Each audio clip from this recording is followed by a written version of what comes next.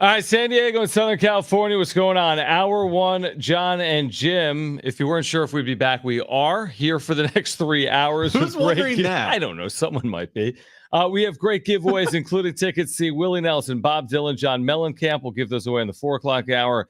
Tickets to see Niall Horan here in San Diego as well, coming up on July 30th. Mike Farron at MLB Network Radio, who is very dialed in on the trade deadline, always gives us names and priorities. Like, he's really dialed in. He does it for a living, which we kind of do. But Mike Farron will join us coming up at 3:30. If you missed our conversation with J.D. Luster, San Diego State men's basketball assistant, we'll play that for you in the 5 o'clock hour as well. I have turned the page from the All-Star game to the second half of the season. Okay, I know this is among the slowest days of the year. This is the slowest day of the sports maybe calendar. some people would want to spend 3 hours breaking down the big 5-3 win for the American League over the National League and Profar's approach on that single that he ripped down the right field line. Merrill's big hit. Suarez, man, those strikeouts are impressive. Back-to-back. The 2 batters he faced. I am more intrigued about the 9-game road trip, about the trade deadline, about Mike Farron. But I respect those that want to talk about the game broadcast last night, like you. You are very up in arms. I'm not up in arms about the game. So what did I watched the first 4 innings with you right here. That was the last time I turned the game on. We had seen Profar rip a base hit. Yeah. We had seen Shohei Ohtani hit a 3-run home run. Yeah. I think the last I saw it was 3-3. Then I saw the American League won 5-3. Now I saw the reaction later. Oh my gosh, they were interviewing during Robert Suarez's inning. That is a complete abomination. How could they interview a player when Robert Suarez was on the mound? So what made this broadcast so, I don't know, abysmal, terrible from a viewing perspective? Because I didn't watch the whole thing. I didn't watch the whole thing either, but I did watch most of it because I wanted to see Jackson Merrill in there. He got a little dribbler hit. Yeah. It'll go down in the box score as a line drive. No doubt. Right. Big moment. Big moment for for Jackson Merrill. And then Robert Suarez got in the game. Pitched to 2 batters, struck them both out. Are you wearing new pants? No. And a new shirt? No. Okay, continue. I've never seen you wear whatever you're wearing today. These pants that I'm wearing, I wore for my engagement photos last year. Massive E-break. And this shirt I've had for a long time. He wears that shirt all the time. Have you ever worn these 2 on the show? Nope. So he hasn't worn this shirt on the show. You've worn that shirt before. Okay, carry on. Sorry. Anyway. Suarez, 2 batters, right. Merrill, dribbler. Right. So I watched most of the game. The Ohtani 3-run homer was pretty cool. But, I mean, whatever baseball and their producers and their brain trust, whatever they talk about, but like before the games to produce these games, they need to change everything. So you're putting this on baseball. Yeah. You're putting it on the league. Yeah. And not Fox. Well, I mean, it's like baseball, Fox and baseball. It's doesn't baseball have to like? I mean, Fox owns the rights to it. Okay, fine. Fox, whoever is producing this game. If NBC had the game, it would look different and sound different. Well, I do put it on baseball for the atrocious uniforms that they have. That's fine. That's fair. So there we go for that. Baseball uniforms, that's their problem. It's god awful. Fix it. The broadcast itself, the Fox producers, whoever's in charge, like, I mean, guys, it was that bad. It's always bad. It just gets worse and worse every year. These interviews that they do with these players during the game, you get nothing out of it. You interview the pitchers during them pitching, you get nothing out of it. You have Big Papi in the dugout talking to these players. I have no idea what they're talking about half the time. You get nothing out of it. I think that for fans. So what would you have preferred? I would prefer them almost like to dumb it down. Like less is more at times. And I think they try to do way more because they feel like the game itself isn't enough. And for me, as a consumer and watching it, I think I kind of just want to watch the game. I kind of want to have the broadcasters highlight the players that are out there. I want the broadcasters to talk about my favorite team's all-star, maybe at length more than just 5-second clip. Like, they are making the game and the broadcast way too saturated with interviews and on the mound and in the dugouts, and like they're not even, the game is like secondary. That's because it's an all-star game that I'm with you. I mean, I feel like there's a fine line. I feel like what you're saying is a little bit of like old man yells at clouds, because I feel like I've said that before and people are like, get with the times. It's a new world. You have more access. Plus, it's an all-star game. If they were talking about the game in the 7th inning, like all that mattered was the game. Like, hear me out. It's a game. It's the Pirates against the Padres. It's the 7th inning. It's 5-3. Well, that game matters. You're talking about matchups. You're talking about holding on to the lead. If you treated the all-star game like Robert Suarez in the 7th inning mattered, Well, I'm not. is that going to keep the audience? No, I'm not. Or are I'm you not. just going to say, hey, Robert Suarez is a really interesting story. Last year, he was on the suspended list, and the way he's bounced back. Look, if I had the answers, I would tell you, but I don't. That's what I'm saying. I mean, I'm all for the criticism. I think the uniforms weren't good. But to criticize Fox for being creative and using additional camera angles and additional sound in an all-star game. I'm not saying the like, camera it's angles not, were the problem. I mean, so having additional interviews with players on field in an all-star game, you're not going to be able to execute as much during a regular season game. They've tried. You get it a little bit here and there. How about this?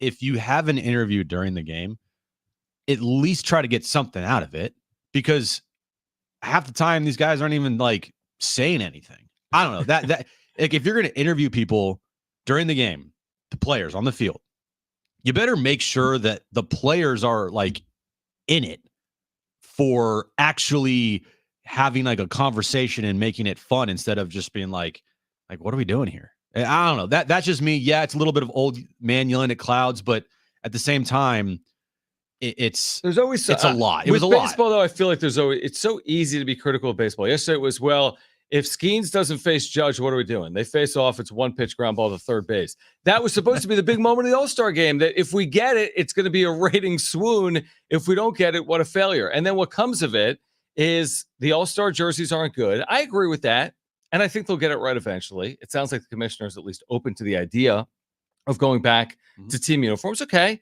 so they can fix that. The Fox broadcast, I guess maybe it's not for everyone. You got 66 players, like Brent said, 33 players per league.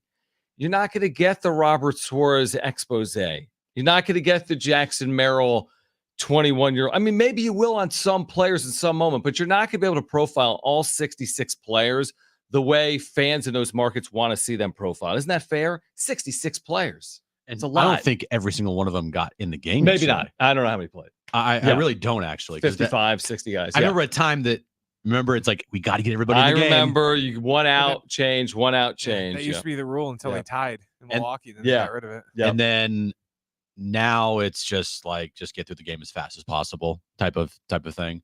But like, for me, I do think I could have tolerated the broadcast if as simple as if the uniforms were just their regular uniforms. I'm serious, dude.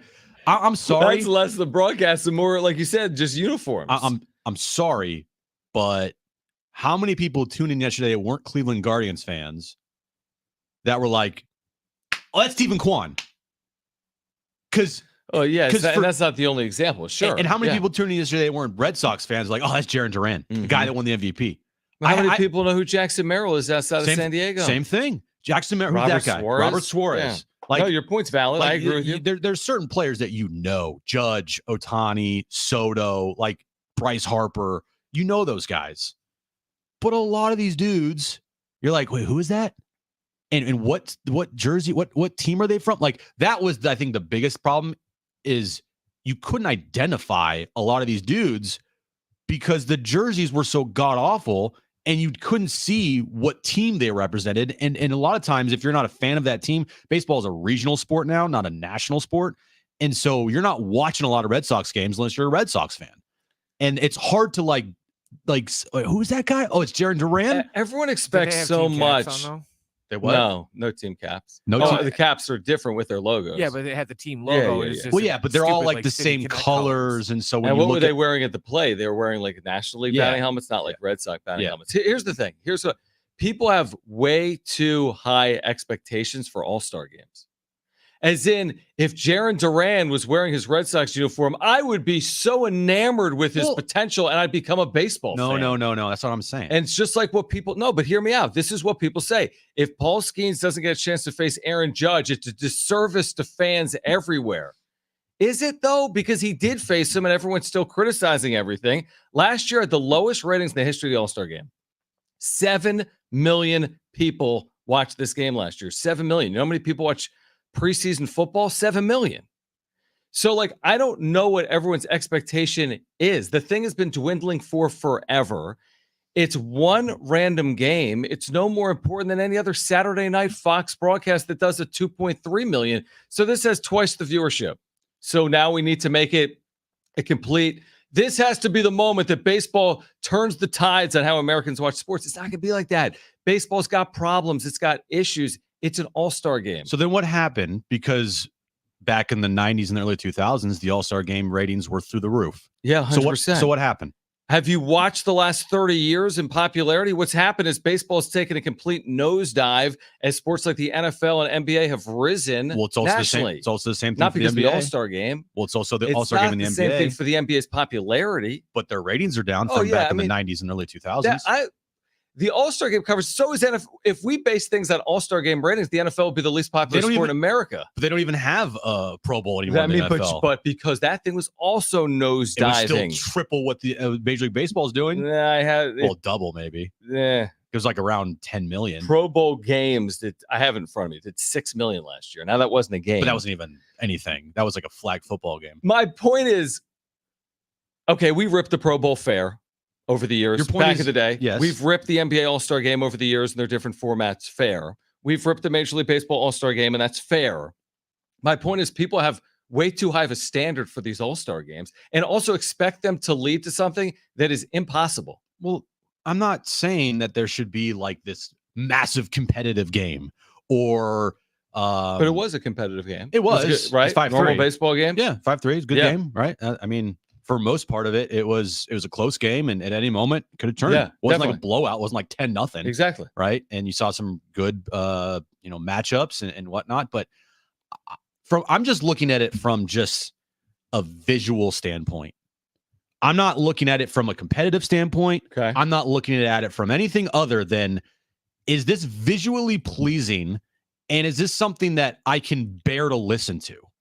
And last night, it failed on both of those. It was not fun to watch. It wasn't visually pleasing because of what I just said about the jerseys.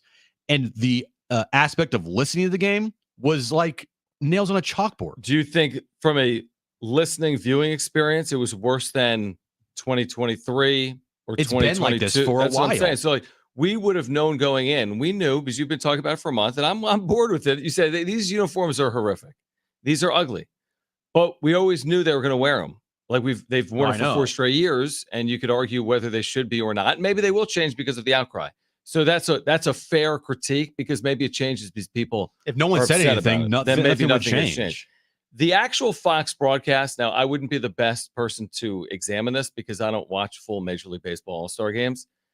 But like, has it trended negatively since Fox has been airing these games over the last 3 or 4 years? I think what they're trying to do, and I'm anti this. I think what they're trying to do is this.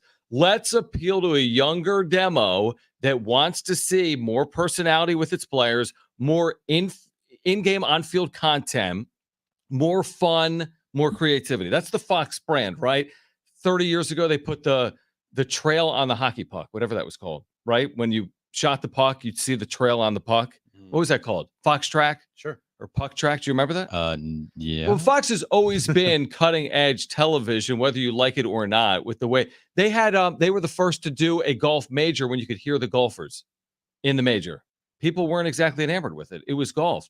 So it's kind of like you miss 100% of the shots you don't take. You may not like the style that Fox uses. That's fine. But I mean, if it was the opposite and it was stale and dry and vanilla and 1989 All-Star Game broadcast, is that better, accomplishing more? Well, I think it's, if they just did these two things, I don't know if it would change much, but it would lessen the outcry or the social media quote Definitely. unquote, Well, if they did one criticism, thing, if they changed the uniform, they changed the uniforms and they stopped with constantly having players be interviewed every single half inning. I think you set a time, right, for interviews, and you kind of let the thing breathe, and you don't constantly do interview after interview, and then Big Papi do his shtick, like nonstop throughout the entire game, to the point where it's like, what did I just watch? Did I watch just a 3-hour interview, or did I watch am I watching the All-Star game? I hear you. I would just say this to your initial point on Stephen Kwan. If you're Fox and you've got a chance on television to show Stephen Kwan for 30 consecutive seconds or Big Papi, I understand what they're trying to do. They pay Big Papi $2 million probably as a broadcaster over the course of a year. He's very recognizable, as are, they got big names, big personalities. That's the Fox way. Then you get into these games, and this isn't Fox's problem. It's more of Major League Baseball's problem. Who are your stars that are transcendent? Shohei Ohtani, Bryce Harper, Aaron Judge, Paul Skeens. Yeah. Okay. Like, in fact, Jeff Passan wrote something today. I read the comments because I was amazed he wrote it. It's like Paul Skeens is now in the same category as Aaron Judge and Shohei Ohtani in popularity. I'm like, what? Huh? Well, it's because Livy Dunn. Yeah, I was going to say, okay, maybe Livy Dunn is. Livy Dunn is, yeah. But to compare Shohei Ohtani to any other major leaguer, to me, is a far stretch. I mean, maybe an Aaron Judge nationally. Maybe. Aaron Judge is because he's with the Yankees, and he's also internationally, obviously, you can't compare. And then when you put Paul Skeens in that category, he's made 10 starts or something. I'm just, look, if you are going to, and we can move on, but watching the game, you're going to have, especially the All-Star game, not regular games, but like All-Star games, you're going to have interviews galore. I get it. If you cut down on the interviews, and if you're doing an interview and Stephen Kwan is at the plate, and I get your point of like, hey, we're going to promote Big Papi over Stephen Kwan. Everyone knows who Big Papi is. But if I'm watching, like if I'm in studio or at home and I'm doing stuff around the house and I'm watching the television, I want to look at the television and definitively know, oh, that's Stephen Kwan. Or, oh, Guardians. I've heard that before. Yeah. Like, oh, who's on the mound? Sure. Like, oh, Logan Webb. For this team, Like, oh, who's on the mound? Shane Green. Like, I want to know exactly who I'm seeing the second I watch it on television and not have to literally try and look it up on my app to figure out who's on the mound or whatever. That was, to me, the biggest problem, and has been the biggest problem with the game since they introduced these horrible, god-awful uniforms in 2021. Okay, I'm on board with that. I'm with you. I think they should change it back. I hope they do. I think the reason that they went this route has to do with something that's green, and it's called money. I agree. Yeah. Now, I'm not saying make all decisions based on money. Major League Baseball should be making some decisions about its fans. But also, my last point on this, because we'll have Mike Farron at 3:30, so whatever, we can talk about it. My last point on this is, like we talk about with social media with baseball, everything always, like, tell me if I'm wrong here. Major League Baseball thinks to appeal to young people, they need to be cool and hip. But just like, if I'm like, what's an example of this? If I'm like a 76-year-old dude at home, grandfather at home, just because I wear hip clothing that my 19-year-old grandson wears doesn't make me cool and hip. Just when Jackson Merrill homers, every time he homers on social media, it doesn't have to be like Action Jackson Oppo Taco. No, apparently it does. You know what I mean? Like, because like, just, I know. Don't be inauthentic. Be who you are. Lean into it sometimes. You don't have to be the NBA. You don't have to be the NFL. People are there because you are baseball. And if you think you're going to go get the E-gamers and all the Detroit Lions fans, you're not. It's different. Sorry. Baseball. Yeah.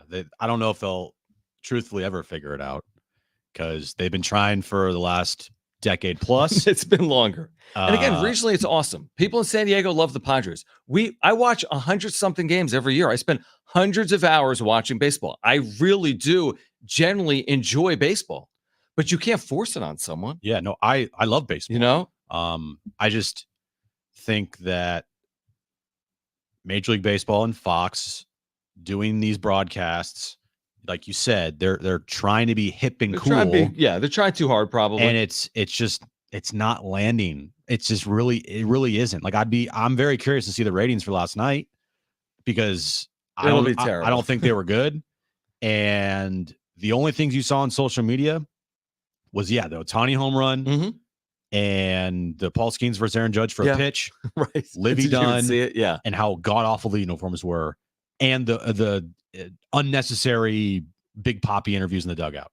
Like that's what the All-Star game has now turned into. People bitching about the uniforms always, guilty. Just way too many interviews during the game that you get nothing out of. A bunch of randomness going on, and a game that is just kind of whatever because the broadcast is kind of just blah. Well, how about this? Because we can open it up to the talkback mic. What do you guys think? What did you think of the broadcast last night? Just open up the free iHeartRadio app, listen to San Diego Sports 760, tap that little red microphone icon next to the play button to leave a 30-second talkback. We can play those this hour or text us, 70470. Start your message with the word team. But again, what did you guys think of the broadcast last night? Padres fans, baseball fans, open that free iHeartRadio app, listen to San Diego Sports 760, tap that red microphone icon next to the play button to leave a 30-second talkback. We'll play your responses this hour. Let's talk things that matter. Padres second half, trade deadline, 9-game road trip coming up for San Diego. Mike Farron, MLB Network Radio, so dialed in and connected. His thoughts on the Padres' needs. We're talking specific names. Mike Farron on the other side. Plus, we have tickets to give away. Willie Nelson, Bob Dylan, John Mellencamp. We'll do that in the 4 o'clock hour. It's hour one of Jon and Jim. Stay with us.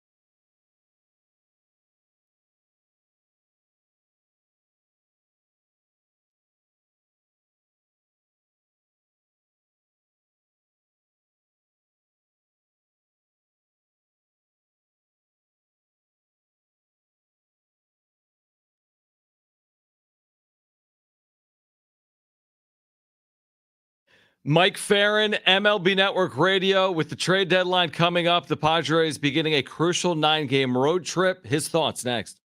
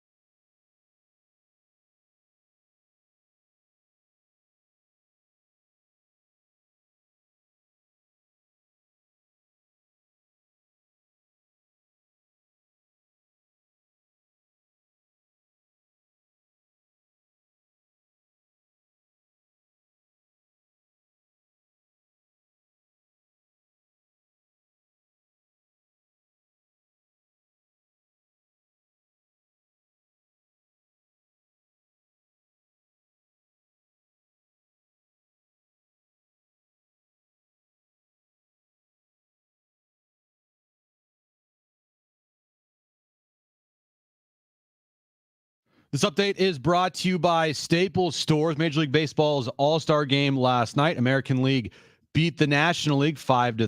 Jarren Duran, who had a 2-run homer in the game. It was the game-winning home run. He won the game MVP. And this morning, Team USA took on Team Serbia in another showcase. They blew out Team Serbia 105-79. Steph Curry led the way for Team USA with 24 points. With Staples Hot Deals, you'll find super low prices on hundreds of items for back to school. Right now, 24-pack Crayola comic books are just $40 each at Staples. Plus, save even more with the Easy Rewards program. Ends 9/14. Price is valid in select stores, limited to 30. Save big on back to school at Staples.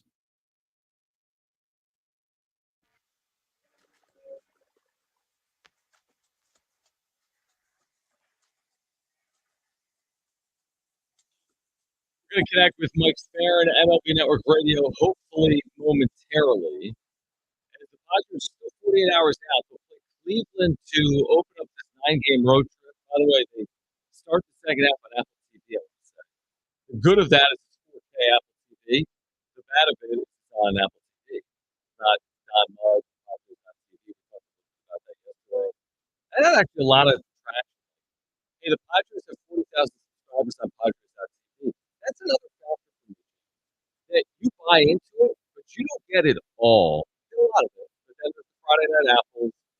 There are the ESPN Sunday Night Baseball. Okay. There's the TBS TNT. One. Yeah. I mean, there's a good amount. I don't know the number, but there's at least what, half dozen games that aren't on Padres. Yeah, 8, maybe. Yeah. I think the number is like you get 150. I don't even know. So you get 150, but maybe you don't get the other 12. Something like that. It was a very low number. But it's like, and that's fine. But it's like if you're a Padres fan, if you're in for 152, you want to watch 162. I just don't want to, hey, another penny here, penny there. Just pay the extra $10. Well, Padres.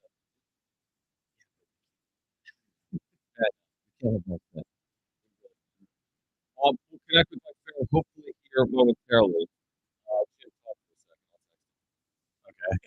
Okay. Do something. Be like Dance, a panda. Dance, Birdie, dance. Or speak, Birdie, speak. All right, I'm back. Okay. Before we connect with Mike Farron, if you want, so I'm texting Jim this morning. This has nothing to do with YouTube. I'm texting Jim this morning about Team USA against Team Serbia. Serbia. Yes. And I'm watching for the first, I'd say 15 minutes, a lot like the game we went to in Vegas a week or 10 days ago. Uh-huh. And it was very lackluster. Call him in 2 minutes. Brent, thank you. Thank you, Jim, for letting me know. He texted me back. What was I going to say? So the first 15 minutes, a lot like Canada, and I think a lot like the Team Australia game, they didn't look great early, but man, when they turn it on, they can turn it on. I mean, for 15 minutes, they're turning the ball over. They play no defense at all. Serbia's getting every three-pointer they want. I'm looking back right now. Like, they're trailing with 4 minutes to play in the second quarter, but then they blow the doors off Serbia. So I don't know if I stick by what I said earlier or not, which is I feel like the Team USA is still susceptible to lose a game. You don't feel that way, right? You feel like they're going to – will they blow the doors off everyone they play in the Olympics? No. Okay. But they won't lose. They just what's their weakness? I think they're starters. Maybe. But then guess what? Them. When you put in your bench, they play better, don't they? Their bench is better than almost all like international teams combined. That's fair.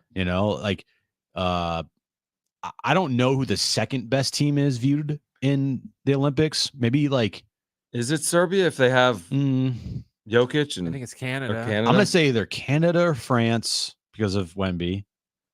Maybe Serbia, but they're missing Bogdan Bogdanovic today. Yep. Yeah, so I don't know. You're saying there's no legitimate Australia looked serious. Yeah, and they all have looked good was my point. I thought Canada, we were there. I thought they looked good. Well, now every single team has an NBA player, seems like. Right. On it. Or multiple. Mm-hmm. But yeah, even if the starters are maybe your perceived weakness because Joel Embiid is just a god-awful international player. I mean, he just I'm sorry, Joel Embiid's not good. You've been killing this guy all these games. He's a really good NBA player because he grips his way to the free throw line and he gets fouls called on all the time and he complains to the refs and he goes to the free throw line a lot. That's why he's a good player. Mm-hmm. But he has just looked out of shape, slow, and just getting he just doesn't look good out there. Why is he starting? Probably because part of the deal. You don't want to bring him off the bench. Yeah, it's fair. You don't. I much rather bring Anthony Davis off the bench to have that impact than have Joel Embiid, who is not a good international player. We'll get back to it. Again, we've got those tickets to give away next hour as well. Willie Nelson, Bob Dylan, John Mellencamp here in San Diego be listening. But it's our pleasure, as always, to welcome Mike Farron back to the show. Jon and Jim, San Diego Sports 760. Mike from MLB Network Radio really is dialed in, as you're going to find, covering baseball second half about to get underway this weekend. Mike, we appreciate it. Let's just start with the 30,000-foot view of the Padres. 50-49. There's been some good. There's been some bad. They closed 1-6. The season was over. They're a game out, but they're right in it. How do you feel in general about where they are? I can't help that. I'm a forward-looking guy, but I can't help but feel like last week, especially the way the Dodgers played, was a missed opportunity. Don't you guys? Agreed. Oh yeah. Part of it, it's man, if you can, go even if series but you split with Seattle and you take 2 out of 3 from Atlanta, all of a sudden the division really feels like play. So I think that's I don't want to say clouded my judgment, but let's put it this way: if I were with the Padres, I probably would have spent the last couple of days, kicking at the Dutch Sunday in the corner house, or in this case, giant numbers like there.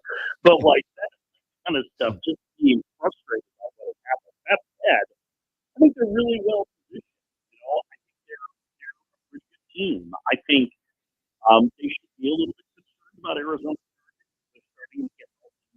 But I also don't think the Mets are all that good, and I don't think St. Louis is all that good. And so, there's a path to those teams. And, the way the Dodgers have played, the back half of the Dodgers lineup is very good, and they have a lot of pitching injuries. It's not like the lead is insurmountable. You know what I mean? It's big, but it's not crazy big. So I think once you get past the frustration of what happened to the All-Star break, take a deep breath. You go, man, this team really played pretty well for most of the first half, and they should be poised to be in the mix for a playoff break. If not, one of the things. We know AJ Preller. He is going to be very active at the deadline, but yeah, exactly. Yeah, water's wet. But just talking about the Dodgers and how they've stumbled here and how many teams are in contention in all of baseball, How difficult do you think it's going to be for Preller to pull off maybe what he wants to pull off with so many teams needing pitching and in the race and not being sellers? I don't know that I would classify pitching as their main need. I know that that's possible. I mean, listen, everybody needs a bullpen, right? Like even the Braves have an incredible bullpen. They probably love to have another bullpen. They never have a pitcher. And I'm sure that there is some depth that they'd like to have in the rotation. Adam Mazur has looked like it's his first go round. Like his stuff, but I think he's probably he was kind of forced into action. I think he could do so much like he's about to go back. That will help some, but I think there's probably a need for some starting depth. And you're right, everybody needs that. And I think they have a clear need for other outfielders. I think they're working on that too. And as much as it's easy to say, well, there's 21 teams in contention, 12 of them in the playoffs on the NL, and then in the AL you have kind of there's like 9 teams that are involved. You got to count Texas. Even though they're under 500, they're only 5 games out of their division. That's still what a third of the league gets out of the race. Unlike in the last couple of seasons, where the teams were out of just a terrible team.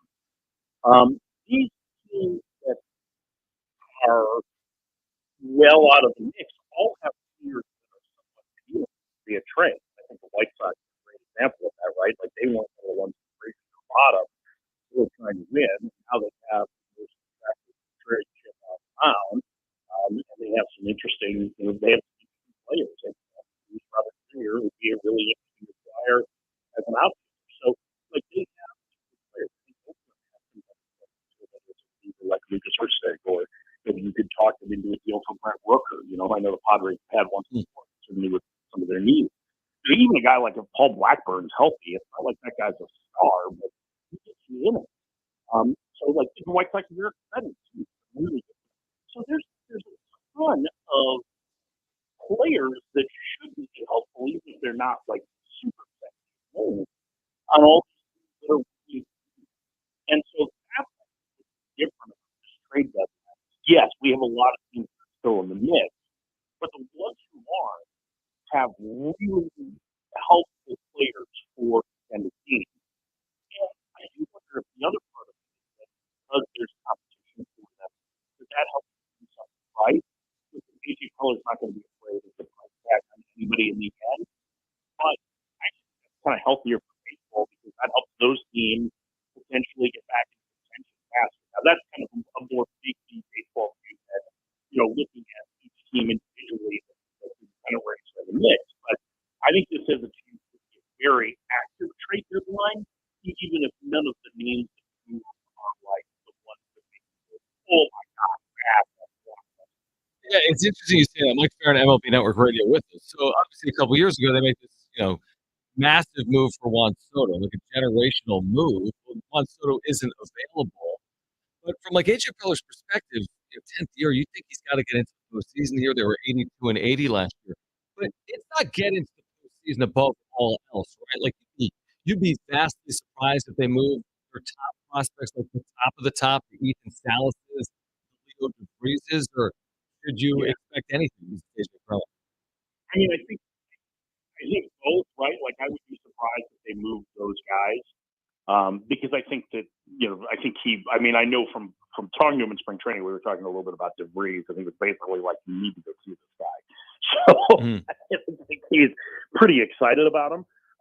But I think like there's always, like he's also a realist about there's always a price. Like if you end up with a superstar, a young superstar level player that you can acquire for, 4 or 5 years of control, I think we absolutely would trade them and we'd be right to. So, I mean, again, it just kind of depends on what the deal is. Now, if you're looking at the names that are being mentioned that are available at the trade deadline, I don't think there's anybody that really rises to that level. And, quite frankly, he's pushed in a fair amount of his trade capital that he has, at least the guys that are established in the minor leagues, in making the 2 deals to get Cease and Arrive. So, he's not necessarily working from the position of strength that he was on, say, March 1st. in terms of the depth of the organization, but he still has some pretty good players that he can deal to be able to acquire what he wants. And so I think there's, I would be shocked if he were to move Fallis or DeVries. But, like the next group down, is he willing to talk about Robbie Snelling? Is he willing to talk about, Dylan Lesko? Is he willing to talk about Graham Pauley? I think those are names that are absolutely reasonable ones to consider. And I think they're ones that teams would be interested in. It's just not going to net you, the biggest name. But then again, like, I don't know that there's a biggest name that's going to get moved. One of the names I think you could say is the top of the list. We got about 30 seconds here. Garrett Crochet, definitively in your mind, going to get traded? Yeah, I think the White Sox really have. I mean, his value is never going to be higher, and he's only 2 years beyond this year. So I mean, you've got him for 2 years on a pennant race. They're not going to be good in that time. He was not interested in signing an extension. I think he gets moved. He'll get the best haul in terms of prospects, but it comes with risk because he has already exceeded his career total in Major League innings. Yeah, it feels like a great fit for someone at 25 and 26, not necessarily right now in the second half of 2024. Mike, always appreciate it. Thank you for doing it here in San Diego. Let's do it again soon. Thank you. Yeah, guys, we're 2 weeks from the trade deadline, so anything you need. I appreciate All it. right, That's thanks, great man. stuff. Mike Farron, MLB Network Radio, we react. Plus, really an epic back and forth in golf that you don't always get from a soundbite perspective. Oh, juicy. This isn't the sport you expect to get those juicy sound bites in, but we got one for you. It's on the other side next.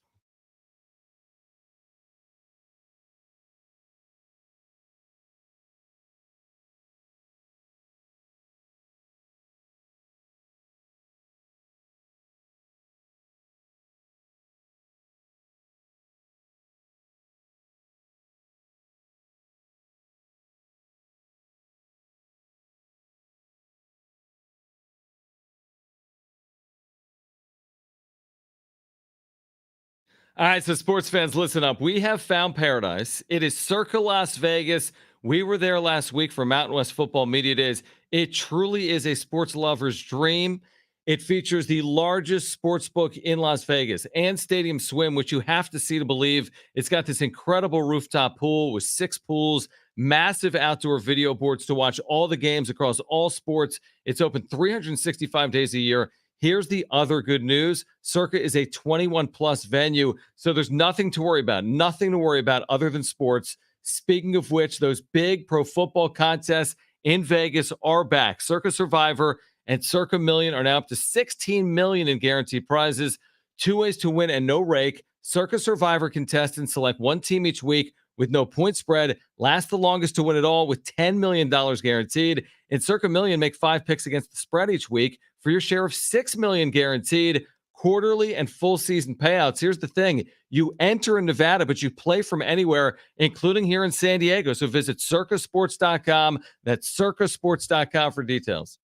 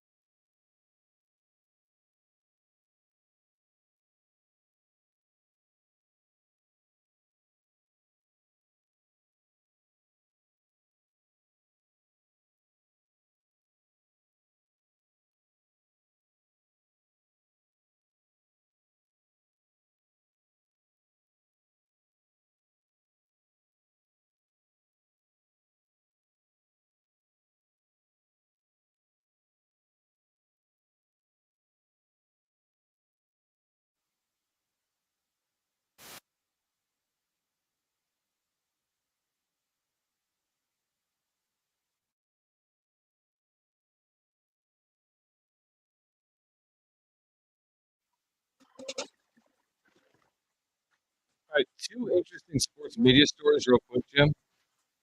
Sports Business Show reporting Warner Brothers Discovery, a.k.a. TNT, quote-unquote, intends to match Amazon. Doesn't mean they have. Intends to keep NBA rights. Okay. Amazon made their bid, put to bed NBA rights on Turner, NBA basketball. Yes. Teams 5 versus 5.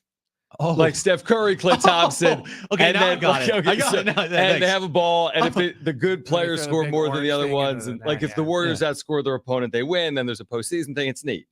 Yeah, You'd like it. I feel like. Okay. So Turner, everyone thinks is out in the future because Amazon, but they had a right to NBC, match. They had a right to match. People say matching is kind of crazy because it's like this big number, right? From Amazon, this streamer. Yeah. Sports Business Journal saying Turner, quote unquote, intends to match. Good. We'll see. So stay tuned on that. That to me signals Charles Barkley's going to be staying. If they keep this thing going. Now, again, Barkley says next year is his last year. I don't buy it either. I don't buy it either. Here's the other sports media item. We were just talking about this. All-Star Game viewership this year, up or down? 2024. Average. It's like the same as last year. Brent? Down. Up 6%. Okay. Number one market in terms of rating, Pittsburgh, Pennsylvania. I wonder why. So this game did Livy Dunn. This game did 7.44 million. Last year's did 7.0 million or 7 million. So up 6% over last year.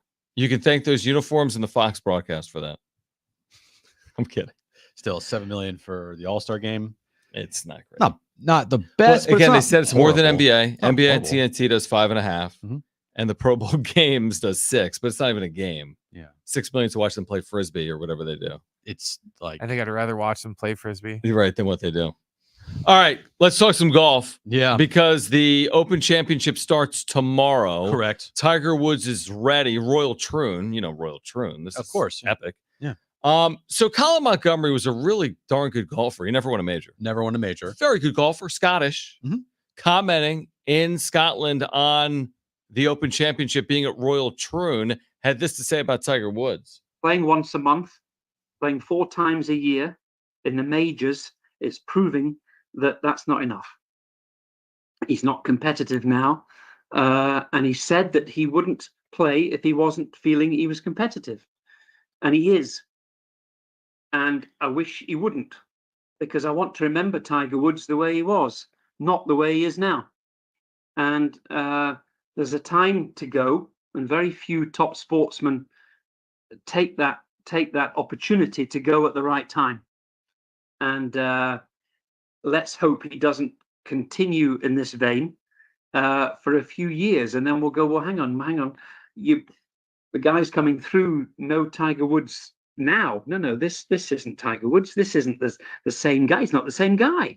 He's not the same aura about the man. He's not the same passion. He hasn't got the same charisma about him that he had. And it's a shame. Tell us how you really feel. And then here's Tiger's response to what Colin Montgomery had to say. Last week from Colin Montgomery, who said, why is he here? He should retire. There's no point to this. Do you feel that's a bit hurtful and you've earned the right to make the decision when you decide? Well, as a past champion, I'm exempt till I'm 60. Colin's not. He's not a past champion, so he's not exempt. So he doesn't get the opportunity to make that decision. I do. That's, I mean, you've earned that. You've deserved it. So when I get to be at his age, I still make that decision. Well, he doesn't. Mic drop. Mic drop. Yeah, mic drop. Doesn't make him wrong. Okay, Brent, here's the thing. I know Michael Jordan, when he was with the Wizards, he wasn't the Michael Jordan with the Bulls, but does anybody look at Michael Jordan's career any differently because he played with the Wizards? No. Tiger Woods. Is anybody going to look at Tiger Woods' career differently if he goes out and plays these major championships and make the cuts? Okay, no, they're not. They're going to view Tiger Woods as one of the best players ever to play golf. No, he's not, Brent. Tiger Woods will go down as one of the greatest golfers in the history of the sport. Change the game. If he goes out there and he just plays but doesn't win any majors, no one's going to think any different of him. Nobody. Well, here's what I would say. Indisputably, Tiger Woods is one of the great golfers ever. Completely agree. Indisputable. Unbelievable. Has changed the trajectory of the sport.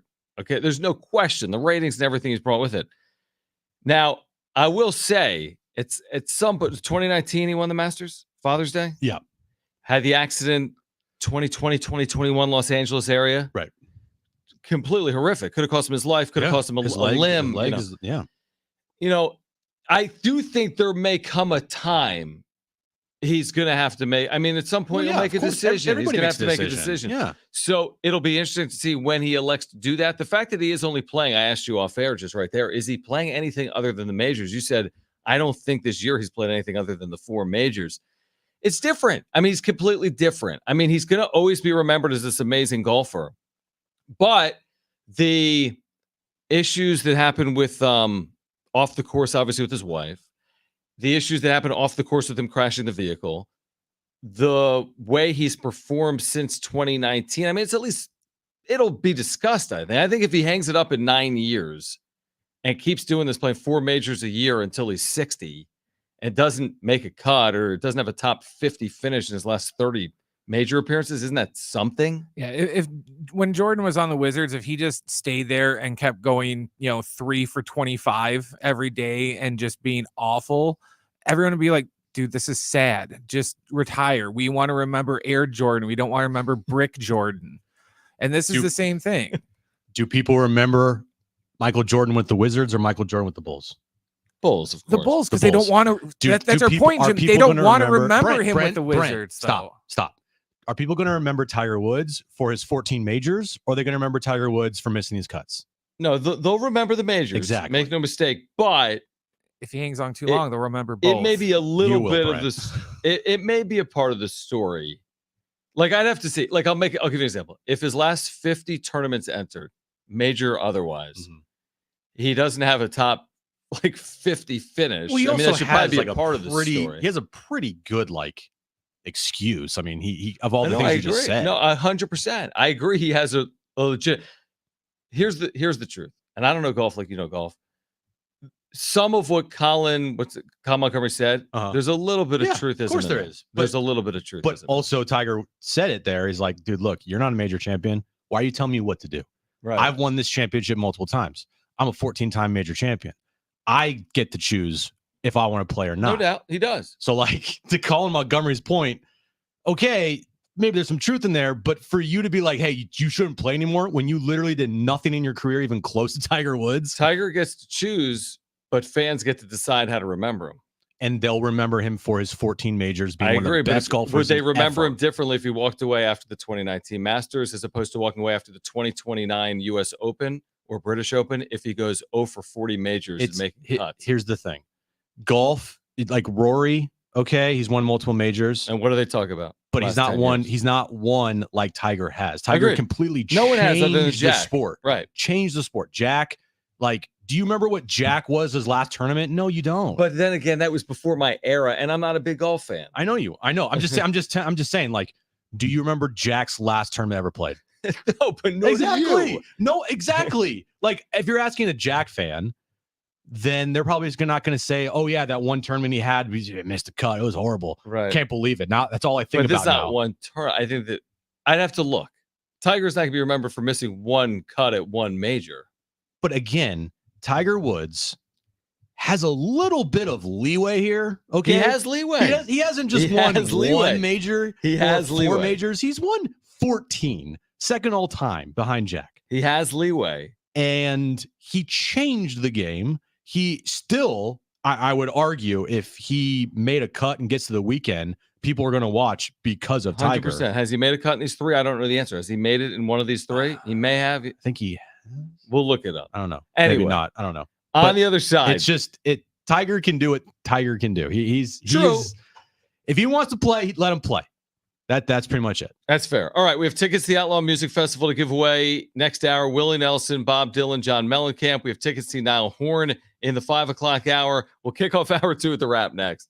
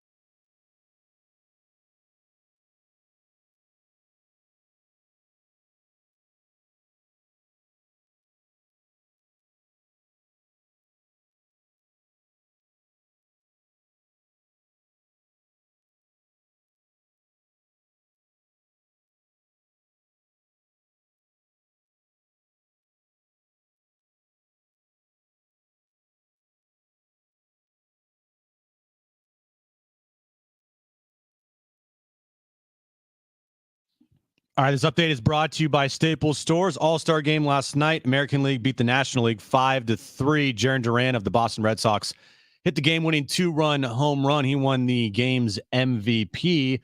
And this morning, Team USA took on Team Serbia in a USA showcase. Team USA blew out Team Serbia 105-79. With Staples Hot Deals, you'll find super low prices on hundreds of items for back to school right now. 24-pack Crayola crayons and comp books are just 45 cents each at Staples. Plus, save even more with the Easy Rewards program. Ends 9/14. Prices valid in select stores. Limited to 30. Save big on back to school at Staples.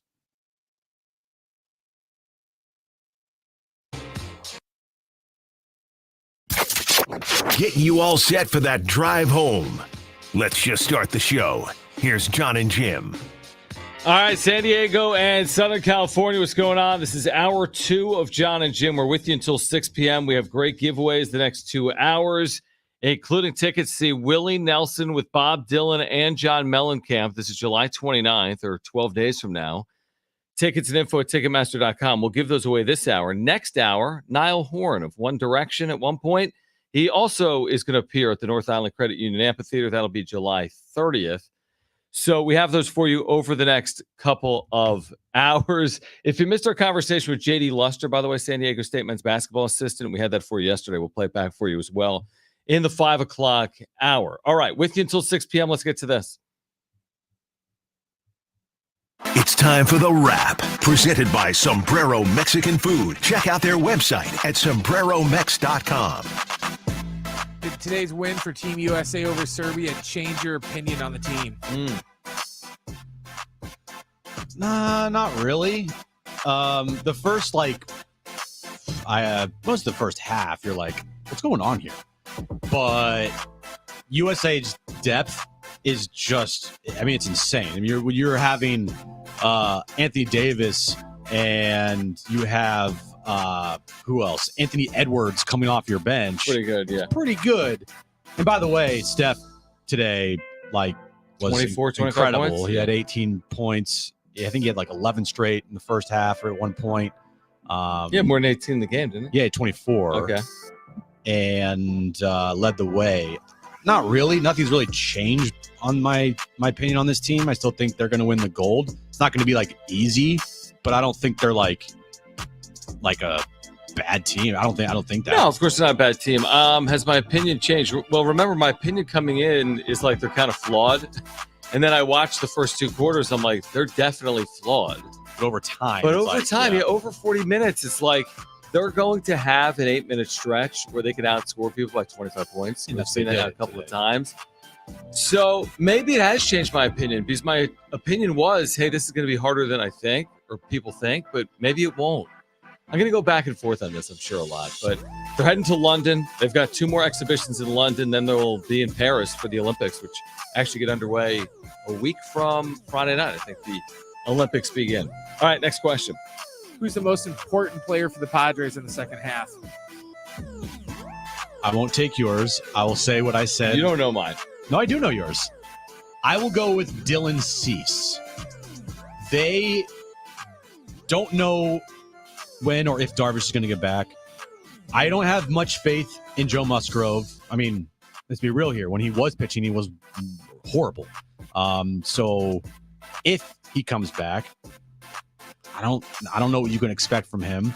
I don't know what they're going to get at the trade deadline. I don't think they're going to go out and get a Garrett Crochet. For me, you traded for Dylan Cease to be an ace. He's got to be an ace. And he was great in his last start. He's got to be more like that for the second half, or they're going to have problems. If you see that Dylan Cease, that was the last month and a half, 2 months, in the second half, that's going to be a problem. This is easy. It's Tyler Wade, and here's why. Oh, please the tell answer me. is Manny Machado. I mean, I know it is. It just. Now I'm bummed. I wanted to hear why. I know. No, it just is Manny for all the reasons we've said on these very airwaves for years. I mean, truly for years. He can carry a team. It's an amazing ability. There are very few players. We've talked about it before. Trout, Ohtani don't carry teams, or haven't previously carried their team. Machado can make it work for the whole team. But also when he goes poorly, it's hard for the team to overcome it. He's got a good second half. This team's going to the postseason. I have no doubt about it. Yeah. If he hits 299 from here on out, slugs with power, this team is going to the postseason. I have no questions about it. If he doesn't hit, I think they very well could be on the outside looking in. As he goes, the team goes. It's pretty simple. Said it a lot. Next question. Who are you taking this weekend in the Open, Scotty Scheffler or the field? Scotty Scheffler's odds to win is 5-1. Next is Rory 8-1. I'll take Scotty Scheffler. Really? So you take the field, right? I would definitely take the field. Now, I saw the headline from ESPN was Scheffler betting favorite, and it was in like Tiger territory. Scheffler in Tiger territory as Open betting favorite. I don't know if it's because the odds are that short at 5-1. He's the first player to be favored outright in every major of a calendar year since Tiger in 2013. So that's why he's favored heading in. Now, he hasn't won a major this year. Is that correct? Or did he win the first? No, he won a major. Masters? Why am I blanking on this? He won a major. I know he did. Well, he didn't win the U.S. Open. No. And he didn't win the PGA because he was arrested. So he won the Masters. He won the Masters? Yes. Okay, so he has won a major. It's been a great year. I know he's won a million tournaments. Yeah, why did I blank? Yeah, I'll take the field. I'll definitely take the field. Here's the thing with the Open Championship we all recognize. It's unique. It's different. Just because you're great in the States doesn't mean you're great at the Open Championship. There's exceptions, obviously. But I'll take the other, 140 golfers over Scotty Scheffler, who's had an amazing year, but it feels like since the arrest, has he played his best golf since the arrest? It doesn't seem like he has. Well, he did win a tournament recently, John. But he didn't play well in the two majors since the arrest. Is that correct? Yeah. Thank you. About that. But at the same time, Thank you. What at the same time? I want to pull this 2024. It's an amazing year. He's got more wins than anyone in like 10 years in a year. Hold on. Next question. Yeah, I don't care. Who cares what we do in the Sunoco Cup in like Palm Springs? Next question. Next question. Will this go down as the worst NBA draft class ever? It's a pretty bad draft class. Did you see what Alex Sarr did yesterday? It's not that bad. 0 for 15. It happens. It happens to the best of them. You go 0 for 15 sometimes in Summer League. The ball doesn't bounce your way. I already forgot who was taking number one. And by the way, the other Frenchman. I don't know his name. I can't pronounce his name. How's he been doing? I have no clue. I haven't seen one highlight of this game. Shouldn't you at least be solid in Summer League if you're the first overall pick? You should be solid. Yeah. You should be doing pretty decent. Did you hear this? It's the most field goal attempts by a player without him making a Summer League game since at least 2017. Dude. He didn't score. Not only was he 0 for 15, he didn't get to the free throw line. That's terrible. That's such a bad line. I mean, that's impressive to do that in a game. I mean, if you're the Wizards, you're like, oh crap. He missed his 2 free throws. This guy was over 17. I honestly thought, John, when I saw this on social media, that it was fake. Yeah, me too. I thought it was one of those like, come on, like I can't say it on the air, but random sites on. Oh, I know what you're saying. Yeah, I do. Yeah. I do. Yeah, the BSAC. Yeah, these like. Yeah, I know exactly. And I'm like, oh, that's fake. And then I saw more. I'm like, wait, no, this is real. What? And it's not just him, by the way. Name me one player that's drafted in the top 10 that you've seen anything from. Actually, Reed Shepherd has been really good. He can flat out shoot. He can shoot. Yeah. He can flat out shoot. He tore up Bronny. Yeah. He made him look silly. Which, okay, and Brent, I mean, here's the thing. The one thing I would say about these guys coming over from France, we said it the night of the draft. We were on the air, and Sarr specifically, they show the stats, and this isn't always fair because you've said before, like Luka's numbers overseas weren't like 30 points and 12 assists when he was like 15 points, maybe. But like Sarr was like a 6-6 guy. I'm like, or they're like, hey, the number 2 overall pick is a 3-D guy. I'm like, you're the number 2 overall pick. We're thinking Hall of Fame in other drafts. He's All-Star. You're thinking crazy impact. It's the number, and he's averaging 6-6. What do you got for him? Well, I think it's definitely the worst class. People usually say that the 2000 draft class is like the worst, but you know, they at least had Kenyon Martin and Jamal Crawford in that class. You know, are we gonna have at least 2 players that don't suck in this class? Early. Yeah, you'll definitely have players in this draft that are going to be rotation guys, make impacts, but I don't see like that superstar player here off the rip. Right. And it might be a while before a player develops into that, if any. Like there's no Anthony Edwards in this draft. There's no, obviously there's no Wemby, duh. But right, there's no 7-11 guys that can shoot. Yeah, it's just a lot of players that maybe can make some contributions to teams, but does any player stand out to you as being like a 15-time All-Star? Well, again, it's early, and that seems probably like a stretch. I think both things are probably true. You sent me something last night that is so spot on, though, from Aaron Torres, who's been on the show a number of times. Great college basketball voice. He's on Fox Sports Radio. He covers the NBA as well. I loved this. There was a video of Keyshawn Johnson playing defense in the summer league from about 2 or 3 days ago that was like unbelievable. Like he was just blanketing. Okay, it was incredible defense. And we saw it at San Diego State. He's an incredible defender. It's why he's getting a chance right now. That's in what the we NBA. all said, that Keyshawn's game is athleticism. Translates. Okay, so people recognize that. Now he didn't go drafted, and the Heat signed him, and it looks like the right fit. We'll see. It looks like he can pay dividends with Miami. Now, Aaron Torres has quote tweeted the video of Keyshawn Johnson playing this brilliant defense and made a wonderful point. We should get him on at some point, and we will.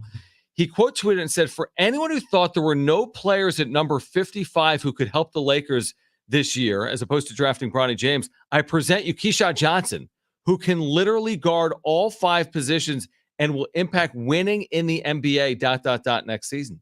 I think he's right. I think Keyshawn Johnson for a good team will get real minutes from day one. We'll see if that happens. If it does, that makes the reach for Bronny even more egregious when players, quote unquote, behind him or not drafted actually are paying dividends, like Keyshawn Johnson may. How tall is Keyshawn? Is he 6'8"? Man, he's big. 6'6"? I know he's taller than 6'6". He's taller than 6'6". Let's see what the Heat list him at, because this is the actual measurement because of the combine. Because that's where things get tricky. They list guys, and then Bronny was measured 6'4" in high school, and then the combine is 6'1". He comes in at 6'7" or 6'7.5". Okay, so that is a perfect NBA size. I don't know his wingspan, but his long, jumping ability is ridiculous, and he is uber athletic. All San Diego State fans know that. We've seen it here. I think the extra year in college with Arizona at a big time program. Not saying San Diego isn't, but he went to Arizona, another big time program, and continued to hone his game and get better. And you see it right now in the summer league. Every single appearance that Keyshawn Johnson has made in the summer league, he looks like he belongs. 100%. Yeah, he's been amazing. One of the best players in the summer league so far. And he went undrafted. I hate the argument of, well, nepotism runs rampant in the NBA through everything. Right. Besides Giannis's brother, give me another nepotism play. Brothers. True. Give me another nepotism thing with the NBA that you're like, that right there, oh my God, that person doesn't get a shot because of A, B, C, whatever. Name me another one. To a small degree, Doc Rivers kid. But he was good. Yeah, he was good. The only thing I say to a small degree is he always ends up on his dad's teams. He doesn't, you know what I mean? It's like wherever Doc goes to coach, for his dad he always ends up playing for What's his dad. first name? Austin Rivers. Yeah. So Austin Rivers, he went to Duke. I think he only went 1 year there, and now he's retired. But no, he had some years. Yeah, okay, he was solid. Yeah, first year in New Orleans, he wasn't playing for his dad then. He averaged 6 points. He's a career 8.5 point player. How many years did he play? He spent a lot of time in the NBA. He played 10 plus seasons in the NBA. Gotcha. He had a year where he averaged 15 points with the Clippers, and he played 61 games that year. Bronny would dream to have this career. No, I think you're right. Like, so you're saying, okay, so your point here on nepotism is actually, we'll see it, but it's not like some prevailing part of the sport. Because we're talking about Bronny. I mean, it's almost like a 1-of-1 situation because it's Bronny and LeBron. My point is, for every clutch, bender of the knee out there, that constantly is talking about, well, nepotism runs rampant through the NBA in all the sports. Right.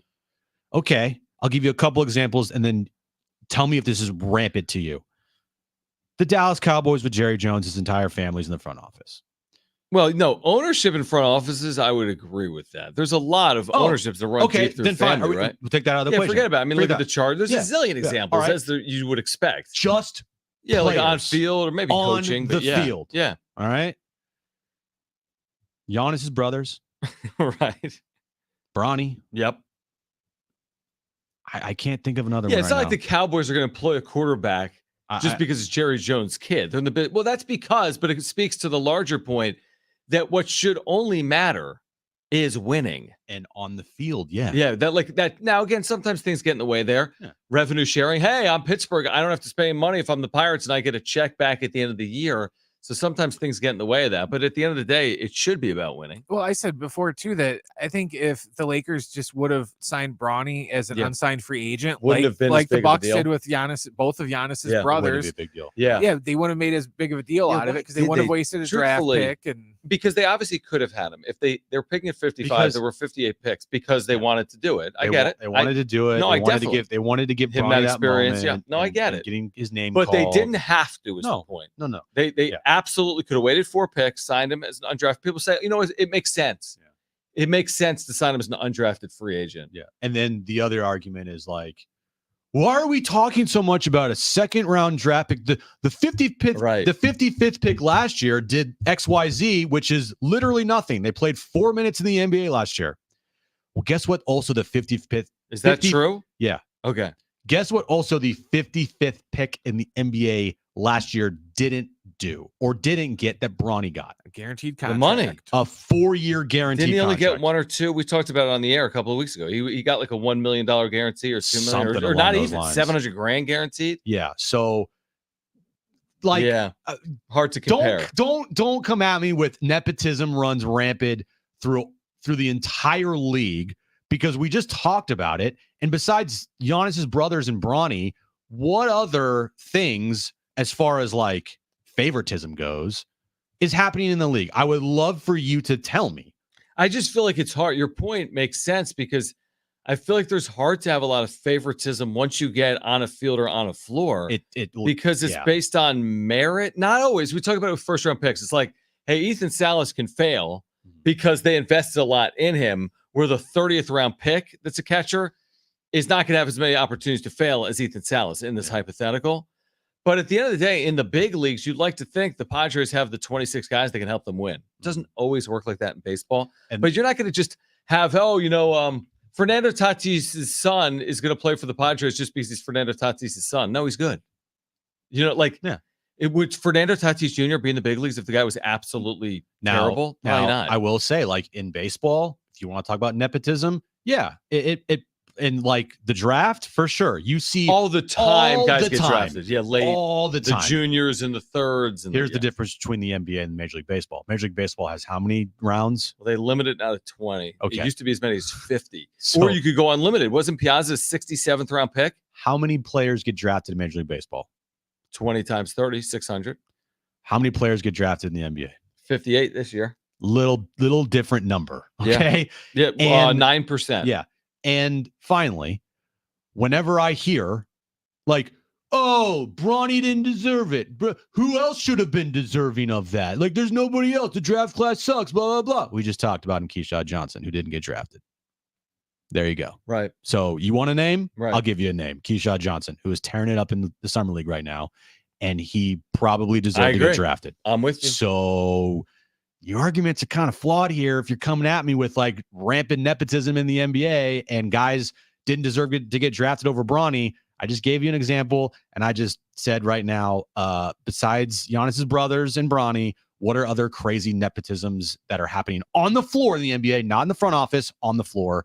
Sorry, you can't name any. 70470. Start it with team if you can. All right, the content you're here for is hearing from Jackson Merrill with Jake Peavy on MLB Network on the second half for the Padres on the clubhouse culture. You'll hear from Jackson Merrill coming up. Also, this hour, your chance to win those tickets to see Bob Dylan with Willie Nelson, with John Mellencamp, July 29th at the North Island Credit Union Amphitheater. We'll hear from Jackson Merrill. Action Jackson next.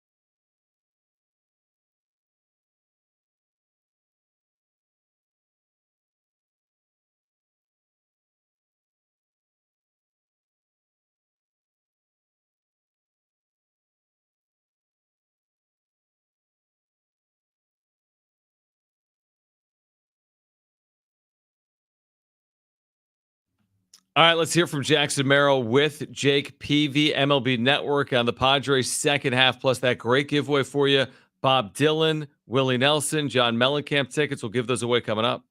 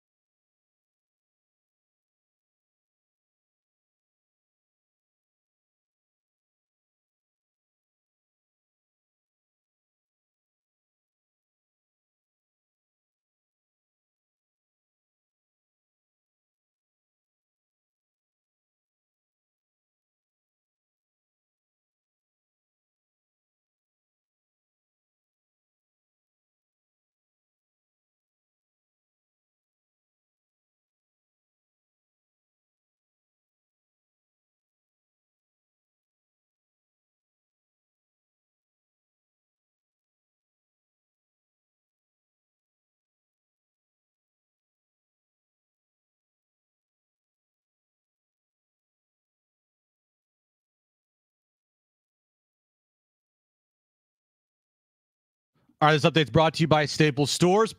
Padres, they are off until Friday, where they'll start a 9-game road trip with the Cleveland Guardians. Last night, the All-Star game in Texas. The American League beat the National League 5-3. Jurickson Profar, he had a hit in the game, along with Jackson Merrill, who also had a hit in the game. Robert Suarez pitched to 2 batters, struck them both out. And Jarren Duran won the All-Star game MVP as he had a 2-run homer, which was the game-winning home run for the American League. And this morning, Team USA took on Team Serbia in a USA showcase. The Team USA, led by Steph Curry this morning, he scored 24 points, blew out Team Serbia 105-79. With Staples Hot Deals, you'll find super low prices on hundreds of items. For back to school right now, 24-pack Crayola crayons and comp books are just 45 cents each at Staples. Plus, save even more with the Easy Rewards program. Ends 9/14. Prices valid in select stores. Limited to 30. Save big on back to school with Staples. All right, we have that giveaway for this afternoon. Willie with Bob Dylan and John Mellencamp. That'll be 29.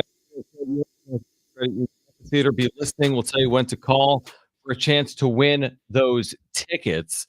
Padres obviously getting ready for the second half. So back in the day, you typically play on Thursday after the All-Star break. Now you don't. Now you have until Friday. So still a couple of days before we see the Padres. But Jackson Merrill appeared in his very first All-Star game in his very first season in the major leagues. Now he caught up with Jake Peavy, the former Padre, on MLB Network to talk about a lot of things. Second half, Padres culture and more. Let's take a listen to that. Here with San Diego Padres center fielder Jackson Merrill. Jackson, how's your first All-Star game been, buddy? Oh, it's been awesome. It's been great. Met a lot of new people that I've played against and I really got to talk to, so it's been cool. Who's been in your batting practice group, and how was that? I haven't even hit yet, but I get to hit with CJ, Ellie, and Elliott. So, a lot of homers coming. Look, you've come up as a rookie, and the sense of belonging just has been there. Where does that come from? It's just being comfortable and just be yourself. Don't try to do too much. Don't try to be a different person. Be yourself every day, and everything will play out. As a San Diego Padre, I've been telling people this year's team is a little bit different, dangerous. Tell me why the Padres get in and make noise in the playoffs. We got culture. We got a lot of family in the clubhouse. We got a lot of people that have a lot of other people's backs. We're there to fight every day for each other, and that's really important on the team. You're going to see this young man's face for a long time. Jackson Merrill, we appreciate the time, my man. We got culture. They do. Yeah, that's something we would have said a year ago. So no, and that's something Merrill has preached during his rookie year. Absolutely, which is a good thing to hear. Yeah, they definitely have that. They do have an identity. The problem is, like, with their identity, which is a grit squad, as Schulte calls them, and the fight that they possess and they have, and that they have shown in a lot of games, and their comebacks and their walk-offs, and a lot of good things that they have done this year with having 5 All-Stars and Jackson Merrill. They're 15-49. So you can have the best culture in the world, but if you go 81-81 and miss the postseason, like, literally nobody cares. It goes back to what we talked about last year. There was this big outcry for, I hate this team because the culture sucks. If they made the postseason, you wouldn't have hated last year's team. Right. You hated it because of the end result. Yes. Yeah. No, I agree with you. This is more about, listen, I think the culture gives them a shot. Correct. I think the culture has allowed them to overcome adversity, put themselves in a position where they've had some really spectacular innings. There's some innings this year that you're like, where did that come from? I specifically recall an inning in Kansas City where they had 10 or 11 singles. It was like a major league record. They've had all these bizarre innings, the walk-off moments. They've overcome deficits to walk off this year, like in 10th innings before. So they've had some really spectacular moments, but you're right. They're 50-49. And guess what? When they go to Cleveland on Friday and play the Guardians don't really care about the state of the Padres. And if you're the Padres, these 9 games against the Guardians, then the Nats, then the O's, and then the Dodgers, who have been on hard times, to be fair. They're 5-10 in their last 15 games. But just look at it like this. The next 11 games this month, there's 11 remaining, are critically important. You went 1-6 to get to the All-Star break. You can't do it again. Like Mike Fair on MLB Network Radio told us earlier, he's like, I feel like they squandered an opportunity with that week, and it could be costly. Don't do it again. You have another week like that, you have real work to do if they have another week like that again this year. So to get to 84 wins, where do they need to go? They'd have to win 84 times. I know. So 34 wins. Duh. 84-78 is 34. And they have 69 games left. No, they don't. No, sorry, 63 games. I'm an idiot. 63 games left. 69. Nice. 34-29. That's really not, I mean, it's not like, come on, like, go do it. It's like, go show to us and Padres fans that you're a good team. Yeah. It's not a great team. That's not daunting. That's not like 40-25. So what is it? It is 540 baseball. Okay. Good. Mm-hmm. Which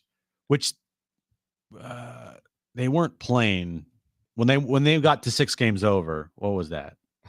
You in the math right now. I can't do it. So you want to say 7 games ago? What was the Padres record? 49-43. When they were 49-43. I'm putting you on the spot. Well, I mean, I'm doing with a calculator. When they were 49-43, that no. 49-43, 92 games in. Yes.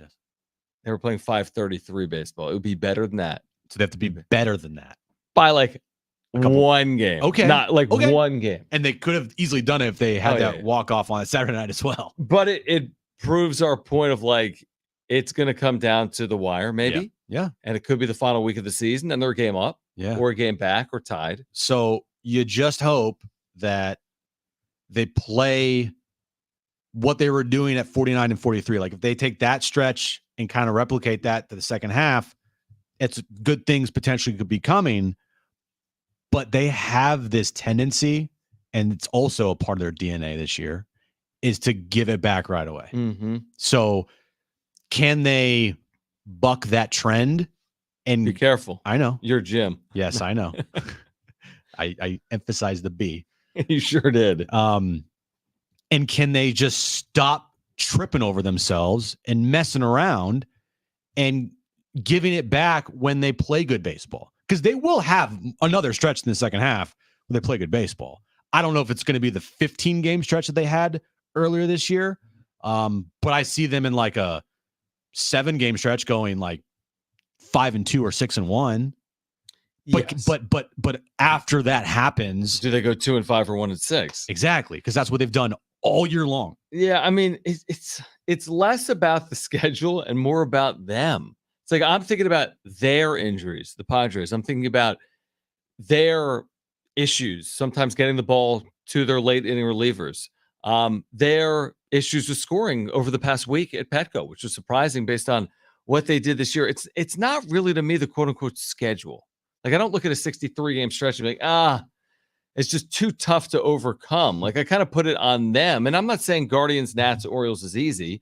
Nats have not been good, but there's that whatever back and forth that's happened here, but that complicated. The Orioles have been very good, but I'm not just saying, hey, the Guardians are good, therefore you can't win series. They've won series against good teams, they've lost series against bad teams. That's why I'm putting it on them. Overcome injuries, overcome adversity, show some level of consistency, and let's see where they are. I mean, it's going to be fascinating, man. It really will. Because the trade deadline is 10 games away, basically 9. Because the deadline day, when you come up with the Dodgers, I think the deadline's not but, 9 games away. So AJ Preller's got to make a move. This is who they are. Is there any doubt? Exactly. They'll be either 5-4, or 4-5, or 5-5. Come August first, they have 11. Yeah, because they have July 31st game against the Dodgers. They're either going to go 5-6 or 6-5. Like that's just Who they are. That's what they're going to do. And then there's that stretch of August, man. Go take advantage of it. Marlins, Rockies. Well, it's not taking advantage, like because we think and just the stuff. Not the Pittsburgh Pirates part, but the Marlins part of it. And if you go out there and you lose to bad teams that are like 30 games under 500, that'll be a problem. That could be a problem. All right. Call right now if you want a chance to win 2 free tickets to see Willie Nelson, Bob Dylan, and John Mellencamp at the North Island Credit Union Amphitheater July 29th in less than 2 weeks. The number to call is 877-767-4760. We have 2 free tickets. First 2 callers will be our contestants for trivia. So first 2 callers will be contestants to win Willie Nelson, Bob Dylan, and John Mellencamp tickets. You need to call, though, right now. Here's the number. 877-767-4760. One more time. 877-767-4760. If you want those tickets, call right now. That's next.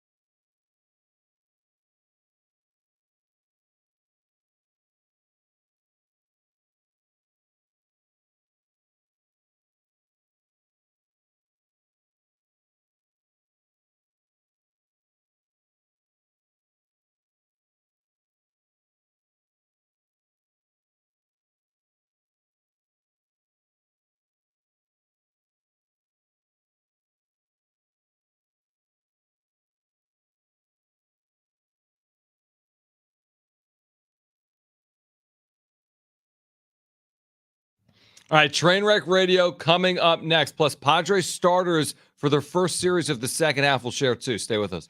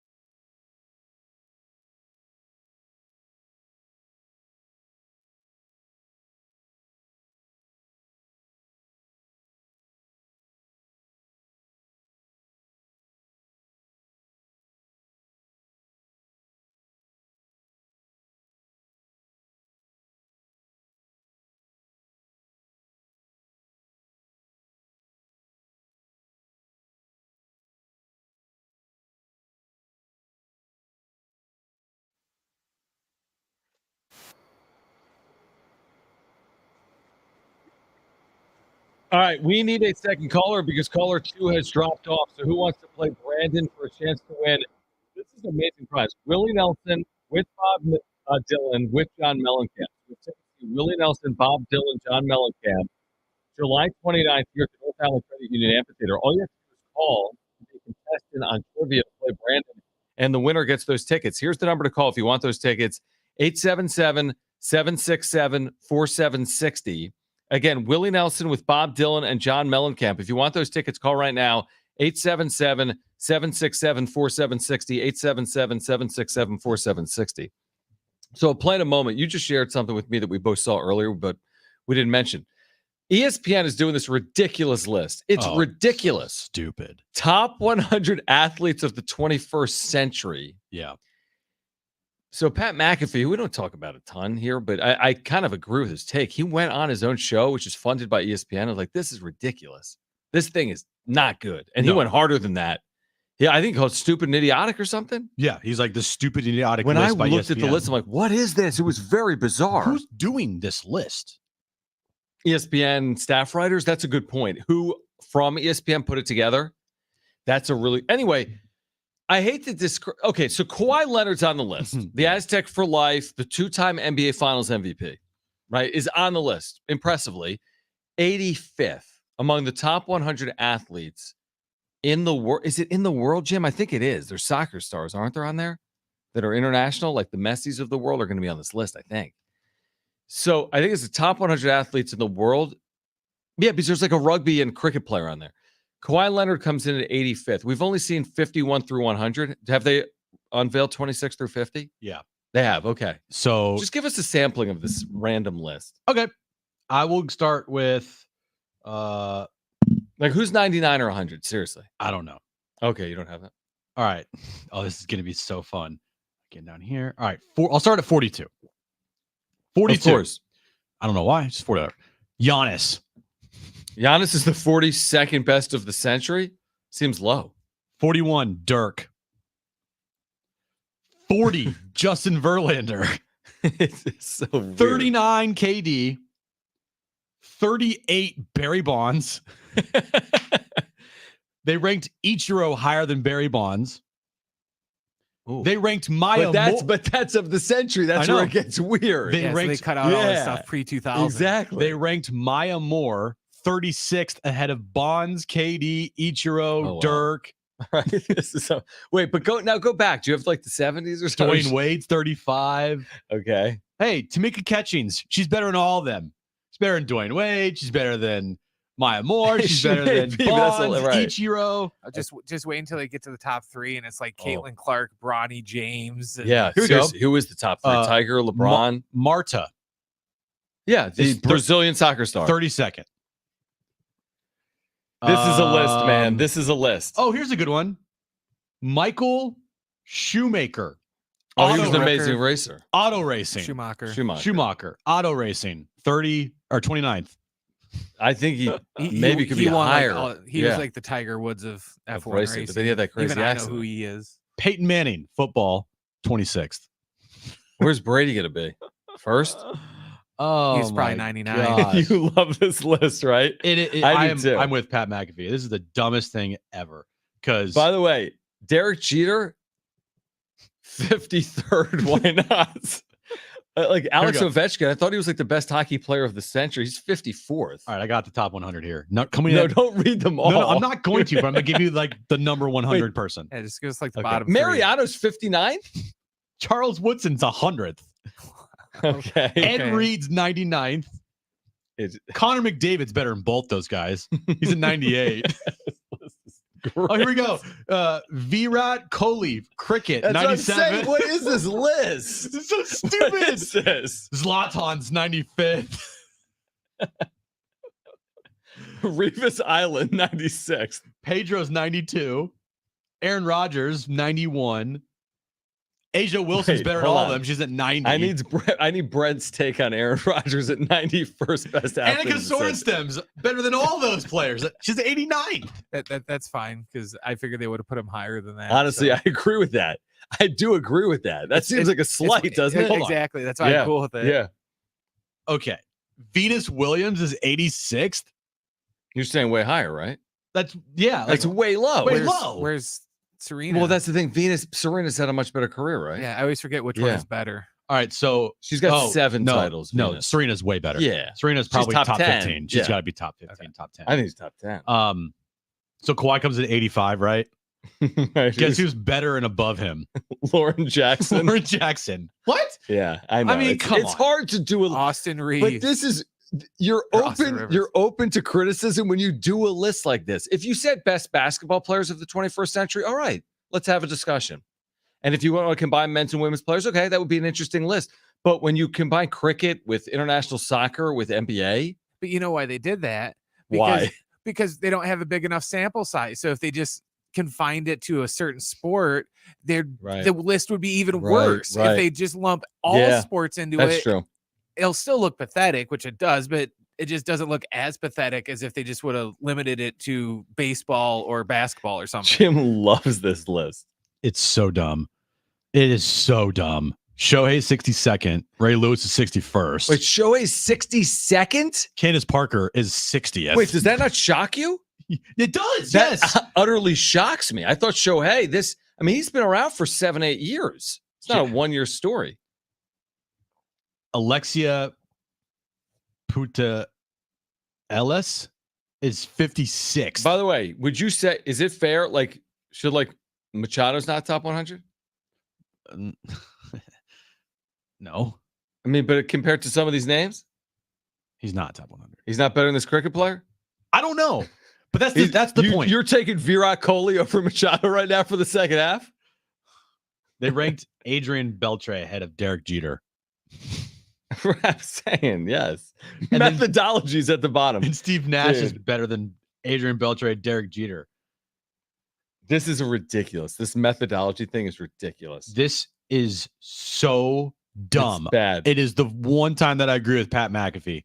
And good for Pat McAfee. Other times. Yeah. But good for Pat McAfee for calling out this stupid list that makes no sense. It doesn't make any sense. You know what world we're in, dude? The social media world, but specifically the internet world, people are obsessed with lists. Are they not? Oh, lists are The rule 9 dead. laptops that you should buy this year. How many times have you seen that headline? Dude, I do nothing at night but watch YouTube lists, Yeah. like top 20 Here we go. mojo lists and stuff. It appeals to humans. Number 44, Michaela Schifrin for skiing. Good skier. Very Olympian, good. I remember her. Yeah, very good skier, Jim. So who's number 1? Brady, right? Okay, let's just No. give our top. Let's do our top 3 right now. Of the last 21st century. Yeah, so 2000. here's what I got. It's 2000. Here's the top 3. I don't know the order. Brady, James, Woods. I would go, yeah. Would you agree? Yeah. Who are we missing 4? Serena? Kobe. Kobe's Ooh. top 10. Kobe's first year in the NBA was in the 90s. But he won all his championships. He's in the 2000s. Yeah. You're right. He's top 10. I agree with Jim. Who are we yeah. missing someone there?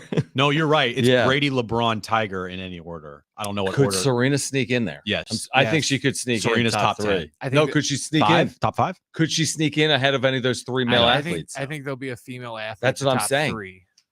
No. We're going to find out. We're going to find out. Okay. Who's in your top 3? 70470 started with team. But we can agree number 1 will be either Has to be. Brady, LeBron, or Tiger. Unless right? they get too cute here. It's got they'll make it LeBron just because, they don't have to kiss Brady's ass anymore. He doesn't play. Yeah, how do you? I mean, LeBron to Brady, wow. In terms of like, where do you go there? Probably Brady. I think most people say Brady, right? LeBron To broke, Brady? broke Like if the you- all-time scoring record. Brady broke the all-time Super Bowl record. That's true. And And passing the passing record. records. Okay, it's got to be Brady. Yeah, It's got to be. It I think has to be it's Brady. Or is it Tiger? No, because Tiger after he did- 20. Oh, yeah. Yeah. Good point. Brady just No, it's a good point. dominant all throughout. All right, on the other side, Padres have announced their starters for the series in Cleveland. We'll share with you. If you missed JD Luster, San Diego State men's basketball assistant, we'll play that conversation back for you coming up at 5:30. We have Jim's back page. We have Niall Horn tickets to give away as well. Stay with us on Jon and Jim.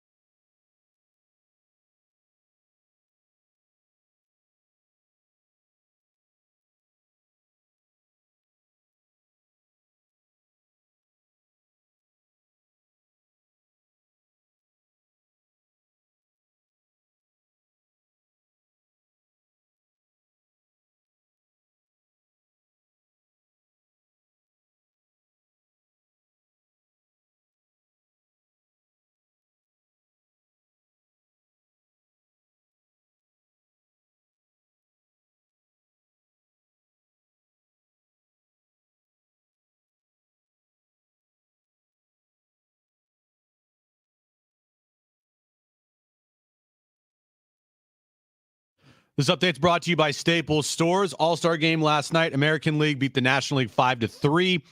The Padres in the game did very well. Jerkson Profar had a base hit. So did Jackson Merrill. And Robert Suarez faced 2 batters, struck them both out.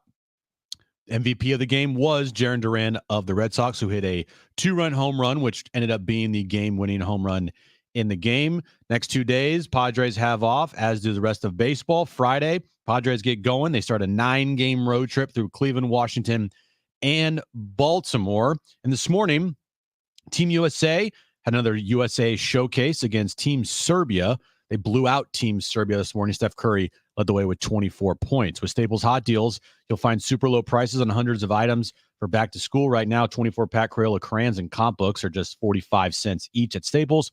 Plus, save even more with the Easy Rewards program. Ends 9/14. Prices valid in select stores, limited to 30. Save big on back to school at Staples. Getting you all set for that drive home. Let's just start the show. Here's Jon and Jim. All right, San Diego and Southern California, what's going on? This is hour 3, final hour. Jon and Jim with you until 6 p.m., which is a good reminder. Tomorrow, we're going to be at Novo Brazil Brewing. Come join us, Mission Valley. It is the EA Sports College Football 25 launch event with San Diego State Athletics, Sean Lewis, football players, Novo Brazil Brewing, Mission Valley. This is a free event from 4 to 7:30. We're on the air from 3 to 6. And you can RSVP. That's all you got to do. Go Aztecs.com/EA Sports, RSVP. Yeah. Go, chance to win prizes, autographs, play Sean Lewis in a video game potentially. We are giving away the video game on Jon and Jim. We are. We have a copy.